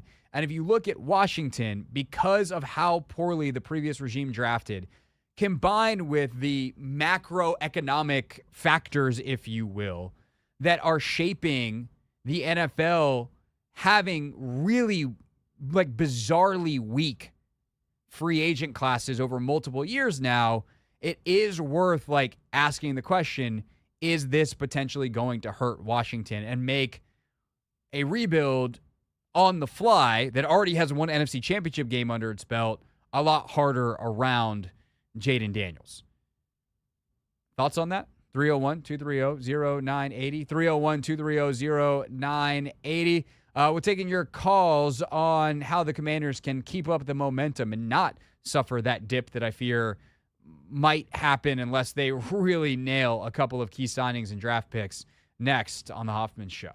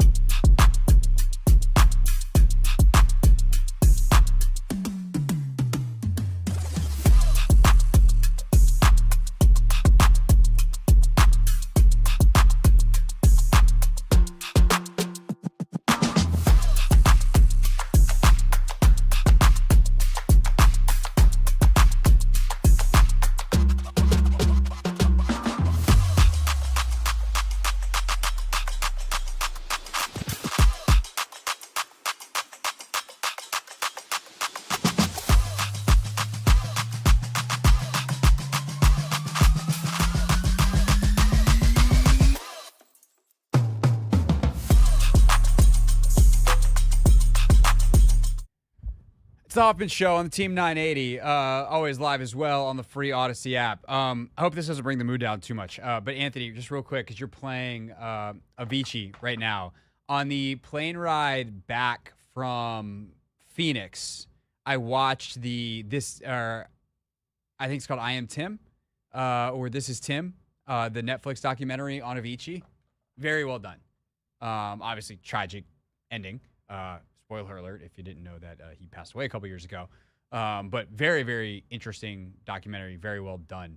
Not the best music documentary I've ever seen. That one that will rip your heart out. If you want to feel terrible for 3 days, but also just ripped apart by beautiful, well done storytelling and art, go watch the Amy Winehouse documentary. That one is, oh man, that's an ouch. Are you a documentaries guy? Yes, big time. I don't watch a lot of scripted stuff. Yeah. I don't know why. I don't. I get real bored, real antsy with it. I've tried certain stuff. Occasionally I'll be like, you know what? I'm gonna give it a shot. And I'll be like, no, I'm out on this. Movies, TV. I know I'm missing out on great stuff. So you guys can yell at me Marvels. Later. Yeah, I mean, I've seen a couple of the Marvel movies. Yeah, but you got to watch the entire 23 saga. It's a lot of stuff. Yeah, it's a lot. It is a lot to retain also, though. It's a lot of knowledge. Yeah. Going out. Yeah. But I love documentaries. Love documentaries. In fact, in 7 minutes from right now, this is not why I said this. You just started playing Avicii, and I was like, oh, by the way, recommendation from the Hoffman land. In 7 minutes, you will hear a part of an interview that I did today with the director of a documentary. You have all these behind-the-scenes shows now. There was Court of Gold on the U.S. basketball team and the Olympic basketball. Obviously, kind of the OG of that series is Drive to Survive. Well, the NWSL, the National Women's Soccer League, has gotten in on the action, and the Spirit were very heavily featured in their version of it, which dropped today on Amazon Prime. It's called NWSL For the Win. They focused heavily on the playoffs.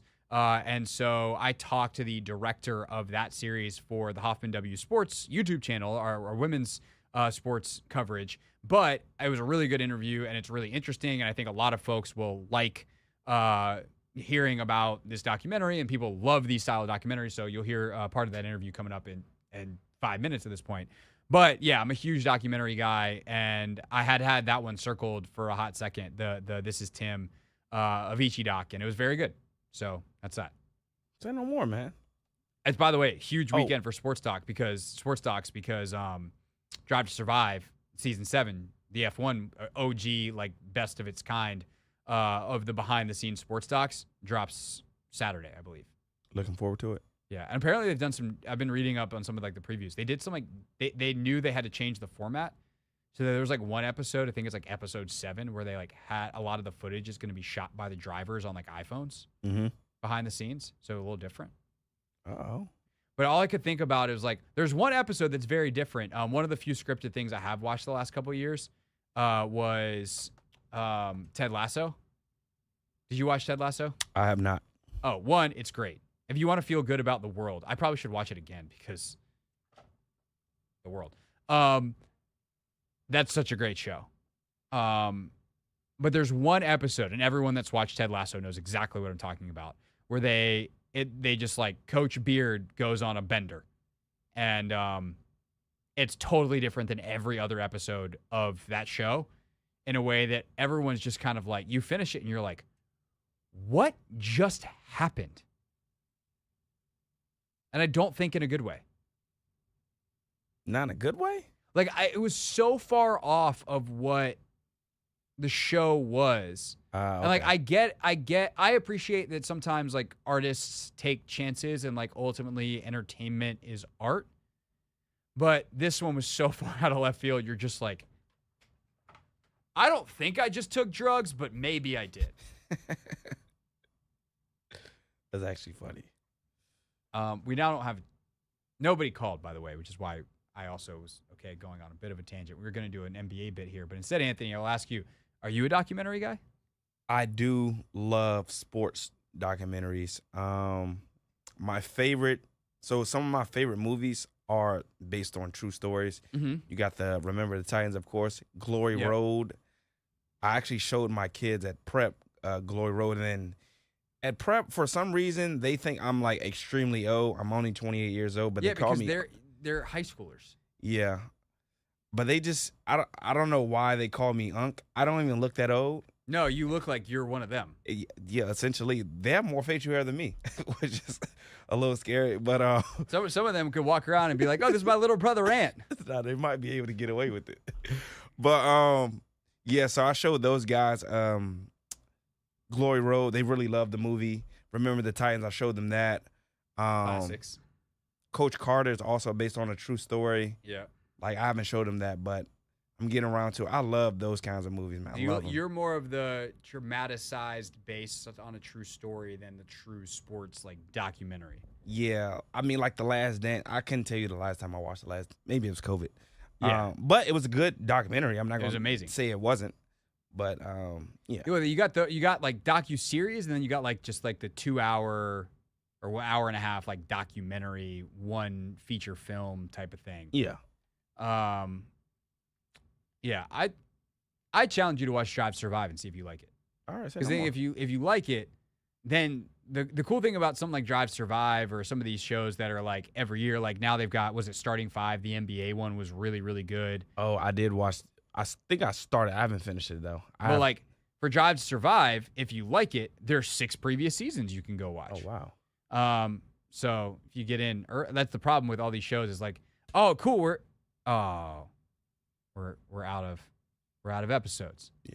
So I got 4 episodes for the NWSL show. We'll talk to the director in 5 minutes, but first it's your chance to experience the ultimate college hoops tip-off weekend. It's at Odyssey's Buckets and Bets happening March 20th to 23rd at Seminole Hard Rock Hotel and Casino Hollywood. Listen to the Sports Junkies next week for the daily keyword to enter at theteam980.com for your chance to win. You and a friend will fly away to Tampa to watch every upset and buzzer beater on massive LED screens and enjoy real-time betting action. Gambling problem? Call 1-800-ADMIT-IT, Seminole Hard Rock Hotel and Casino Hollywood.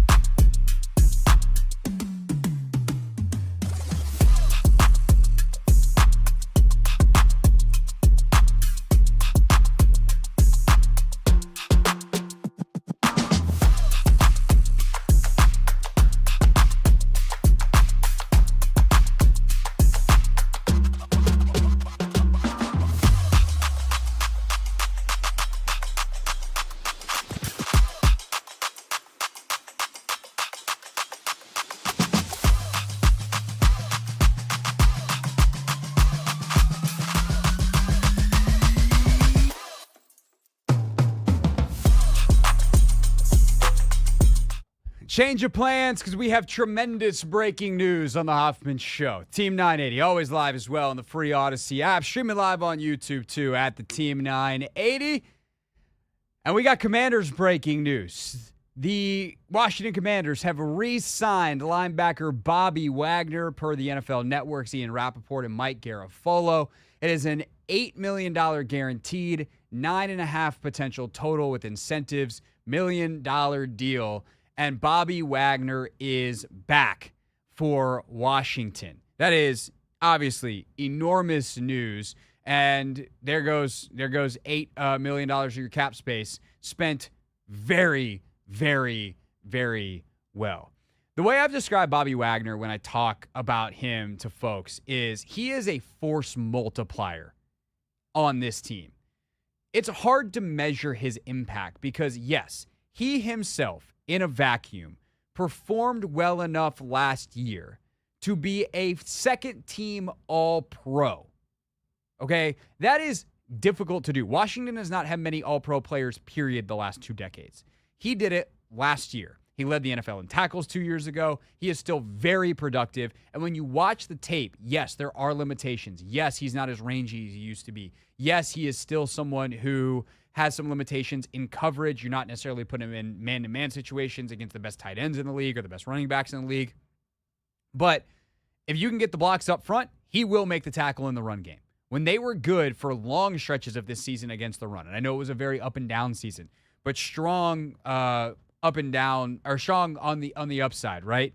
He's the guy that's at the center of it all. But the thing that's hard to measure is how much better he makes everyone else. Okay, Bobby Wagner is a guy who gets everybody in the right position and you in the optimal play basically every snap because he's been playing for a lot of years and is very in tune with what this coaching staff wants defensively, and he's seen every single look that an offense can throw at him. So on a baseline level, if defense is more about assignment and alignment than any other facet, then isn't getting a guy who always knows his assignment, who constantly reminds everyone else of theirs and gets you aligned properly basically every snap worth a fair amount of value? Answer is yes to me. And that's before you get to who Bobby Wagner is as a person. Bobby Wagner is a humble leader who just set the standard in the locker room. Like trying to explain, like the way that other players talk about Bobby is hard. The only word I can think of is reverence. Like there is a reverence for who that guy is. Because it's not every day that you have someone in your locker room who's a bona fide, without a question, first ballot Hall of Famer.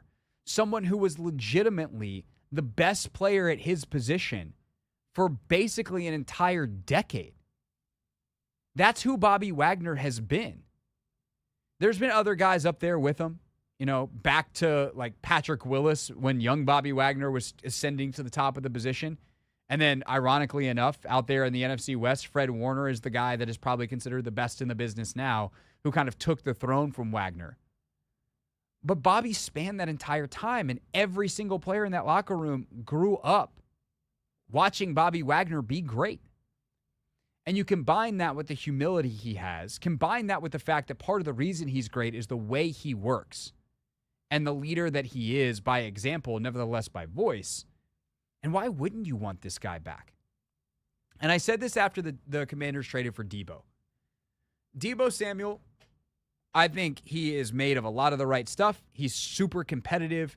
He's super physical. He has been a big part of good locker rooms. His teammates love him, but he's a little rough around the edges. There was you can't deny the incident that we all saw on the sideline last year where he got after Jake Moody, the Niners kicker, and their long snapper stepped in, and then Deebo slapped the long snapper. We know that Marshawn Lattimore can be a little prickly. Like, there's some personalities in this locker room that having a guy like Bobby Wagner around helps. And so if you want to take on, I don't want to call it risk, but like if you want to invite more personality into your locker room, which often happens with inviting more great players in, you want to make sure that there is an unquestioned leader. And you want to make sure that leader is ready to handle it. That you can't, if you're Deebo, if you're Marshawn, if you're anyone who steps into that locker room, you got to go through Bobby. And there is no one outside of if they were to trade for Myles Garrett whose resume can step to Bobby Wagner. And so when we talk about Bobby Wagner, the player, could you theoretically upgrade on him? Yes. I think if you signed Ernest Jones, who replaced Bobby after a trade with the Rams last year in Seattle, he started the season in L.A., wasn't going great, traded Seattle, finished really, really strong. He's younger. He's like 20. He's somewhere between 25 and 27. I don't remember it off the top of my head. But like he's one of these rare, like, oh, that dude's a free agent? Wow. Okay. He's pretty good. Probably might be an upgrade. Certainly in some areas, coverage, range, etc. He's an upgrade over Bobby Wagner as a player. But I don't think he upgrades everyone else the way Bobby does. And that's before specifically we even mentioned what he meant for Jaden, who is the most important person in your franchise. And maybe by year 3, at that point, Jaden will be in his mid-20s. You know, Jaden was an older draft pick. By the time he's 25 years old, this year he'll be 24. By the time he's 25, 26, he'll be ready to fully take on that leadership role. And Mike Sainristil will be able to fully take on that leadership role. They'll have multiple NFL seasons under their belt. They'll be getting closer to getting paid. But for right now, if you can get one more season of Bobby, and I would assume that soon, before Monday, Zach Ertz also re-signs. If you can get those two and keep your leadership council intact for one more season, I think it's worth it. Because while they made the NFC Championship game last year, and they should be doing things from a roster standpoint to try to get back, they are still building something for the long term. And because they are only, despite their success, 1 year in, they are still in a foundation building phase. Some of that is roster. They need another draft class that can be the foundation of what they want to do in the long term from a talent standpoint. But they're also still establishing standards and establishing the way that things are done, establishing the way that things are communicated within the building. And having Bobby around for one more year of that is so incredibly valuable for what it means for Mikey, what it means for Jaden, what it means for Terry, what it means for any other leaders that may emerge. They have one of the best examples in the league. And then I think the other part of this on the field is you now have another year where you don't have to spend money on a linebacker, and you can see, because they really like Jordan McGee, if McGee can split time with Bobby, and I'm not talking a 50-50, but can like McGee get some series a couple times a game or play next to Bobby in certain sets, obviously be with him in the meetings and be healthy this year, where could that 5th round pick a year from now be the guy that they go, yep, we got us one. He's a starter. We're good. And if not, then who knows? Maybe if Bobby goes out and plays like he did last year, then maybe they re-sign him again to a 1-year deal. Or they finally go younger at that position in the future, but Bobby will have set the standard, and you'll know about McGee more than you did in what was a pretty injury-plagued, lost first season for the rookie out of Temple.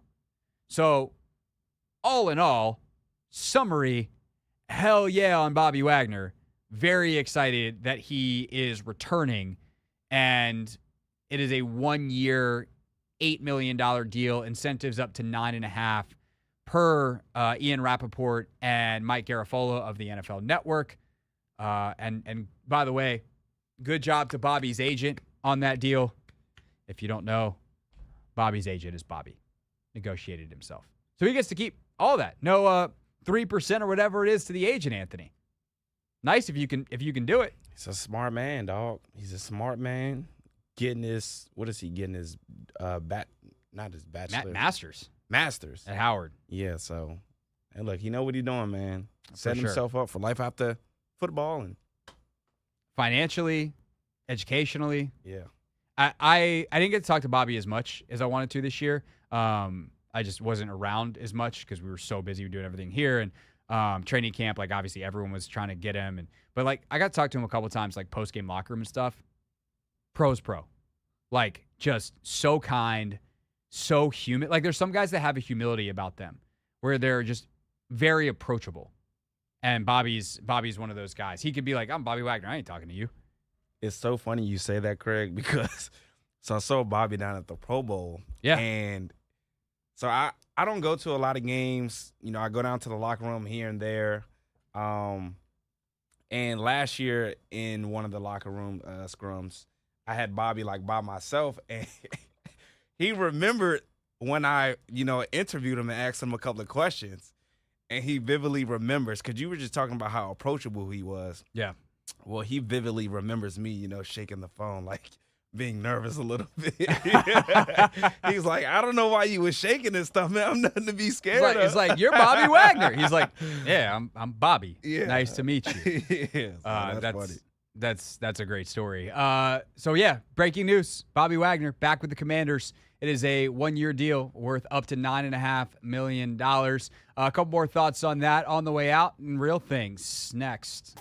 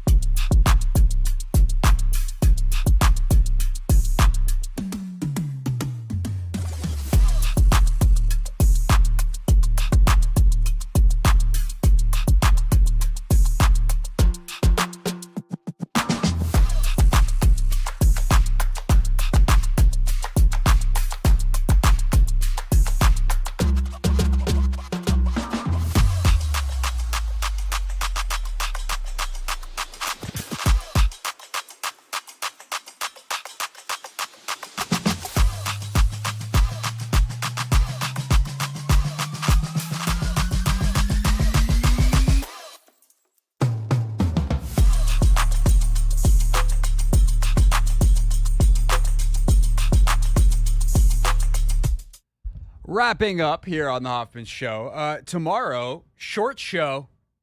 Look out. 2 hours worth of Hoffman Show. We'll have more reaction to the Bobby Wagner signing. If you are just tuning in going, Bobby Wagner signing, where'd he go? Nowhere. Yay! Bobby Wagner back. It's a 1-year deal up to $9.5 million, $8 million guaranteed per NFL Network. So we will have more on that tomorrow. Clinton Yates confirmed locked in for tomorrow for a Friday visit. Anything else? Our weekend preview, Anthony, will be tomorrow. Yeah, weekend preview. Yates.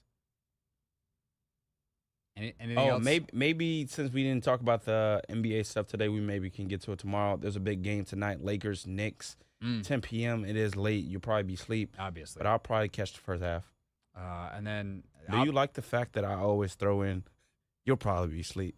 Well, I like that you admit that you're only going to catch the first half. Well, I mean, hey, look, sometimes I end up staying up to like 1. To be honest, I might actually watch the entire game. I don't have to go to my middle school tomorrow, so I might catch the entire game. You can sleep in tomorrow. I got a coach at 8 a.m. tomorrow. Your boy's going to be talking into a different kind of microphone. I hate that for you, man. Motivating people. Hey, let's go. I love that for you, but the fact you got to get up that early. I enjoy the hell out of it. It's a fun time. You like waking up that early? If I could sleep in, that'd be a different story. I don't sleep in. Okay. So I'm already up. Might as well do something. Yeah. But tomorrow is I've worked out like 5 straight days. I'm just gonna help other people work out tomorrow. Oh yeah, you getting that work in, boy. I've been working hard. I've been working hard. I feel good about where I'm at right now. Okay. We got High Rocks at the end of the month. Yes, sir. And I'm starting to finally. I was joking that I was in DNF shape until like last week, and now I'm like, you know what? I think I'm a week away from being in like I could put up me and my partner for this race put up an okay time. In fighting trim, you're ready to go, man. We're getting there. So that's all tomorrow. I know what I'm doing tonight is I'm watching a documentary that I'm very excited about, a 4-part docuseries. It's called NWSL for the Win, which leads us to Real things. We're not going to be so this year. Real people. 5-11, not very good. Set into real microphones. You know, the culture is actually damn good. All righty then. So the behind-the-scenes sports documentary scene is everyone's doing it now, and the NWSL is the latest to get into it. And the way they did this documentary, Anthony, I've seen episode 1 because I got sent some of the screeners, but now it's available for everyone to watch, is they really focused on the playoff teams, and the Spirit were obviously a big part of that, and there's no bigger part of the Spirit than Trinity Rodman. And in episode 1, they talk to Chinn and trying to introduce her. It's just actually really genius, like, kind of thing they do, where they talk about some of the retirements of, like, Kelly O'Hara and Alex Morgan. They're like, well, who's the next Alex Morgan? Cut. Rodman montage. Chinn just killing people. It's great. But obviously it's hard to tell Chinn's story without at least mentioning her dad, even if her dad is a very minor part of the story. So earlier today, I was able to talk to the director of the film about how they handled this very public but also very sensitive topic with a 22-year-old Trinity Rodman. Yeah, that whole segment, it was actually never really my intention to build a segment around kind of Trinity and her dad. But I couldn't go into that interview and not ask her about him. And so I did that with what I hope Chinn would describe as respect and like even a little bit of trepidation, honestly, because she does get that so often. And she really opened up about it. You know, this was before she did the interview with Alex Cooper, where she was obviously super open about it, but she was similarly open. She was like, yeah, like she says it in the doc, I don't have an issue talking about it. And I get why people are so fascinated by it. But I could tell what she really wanted to talk about when it came to her family was her mom. And so that was a path that I never expected going into the interview. But as someone who was also raised by a single mom and totally understood like kind of where her heart wanted to go, that ended up being the thing that we talked about more. And so you'll see as you watch the series, like her relationship with her mom, that's sort of episode 1 is the extent of really what we hear about her dad for the most part. Her relationship with her mom and her family is what we ended up sort of turning our attention to, because that's where Trinity turned our attention to. You know, that's what was important to her. So we kind of let her like dictate that conversation. It's Marie Margolis, the producer of NWSL For the Win, available now on Amazon Prime. Really fun conversation, almost 30 minutes of talking about how the doc came together, some of the key players, some of the key stories that you can listen to. Again, Hoffman W Sports. You can search that in your podcast feed or on YouTube, and you can watch the video or listen to the audio at your leisure. Also, today we did our big on our women's soccer show on the YouTube page, and that's also in audio form, our big NWSL preview. Hour 15 for when you hit every team, it takes a while, Anthony. It's a long preview. I would bet. Yeah. NBA old guys specifically, next up in Real Things. DeAndre Jordan hates it. I get it. Not recently, but you once commented that your welcome to the NBA moment was the Chris Bosh elbow pump fake. Is there any young players now that have reminded you of that or have given you one of those moments you like, this is coming full circle now? Well, anytime somebody calls me OG or big homie, I hate that, because then it makes me feel, because that's what I used to call Marcus Camby, who was my vet. And I'm like, wow, I'm that guy now. Wow. It comes for us all, man. It does indeed, man. I'm still not. Well, I sort of kind of am there now with my kids, but With your kids, I see. It's funny because, like, in my world, I'm not. On our show, it's me. Yeah.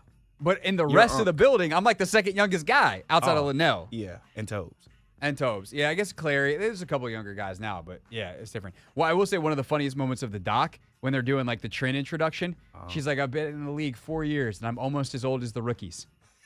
Hey, that's hilarious. It is. All right, that's our show. We'll see you at 4 o'clock tomorrow on the Team 980.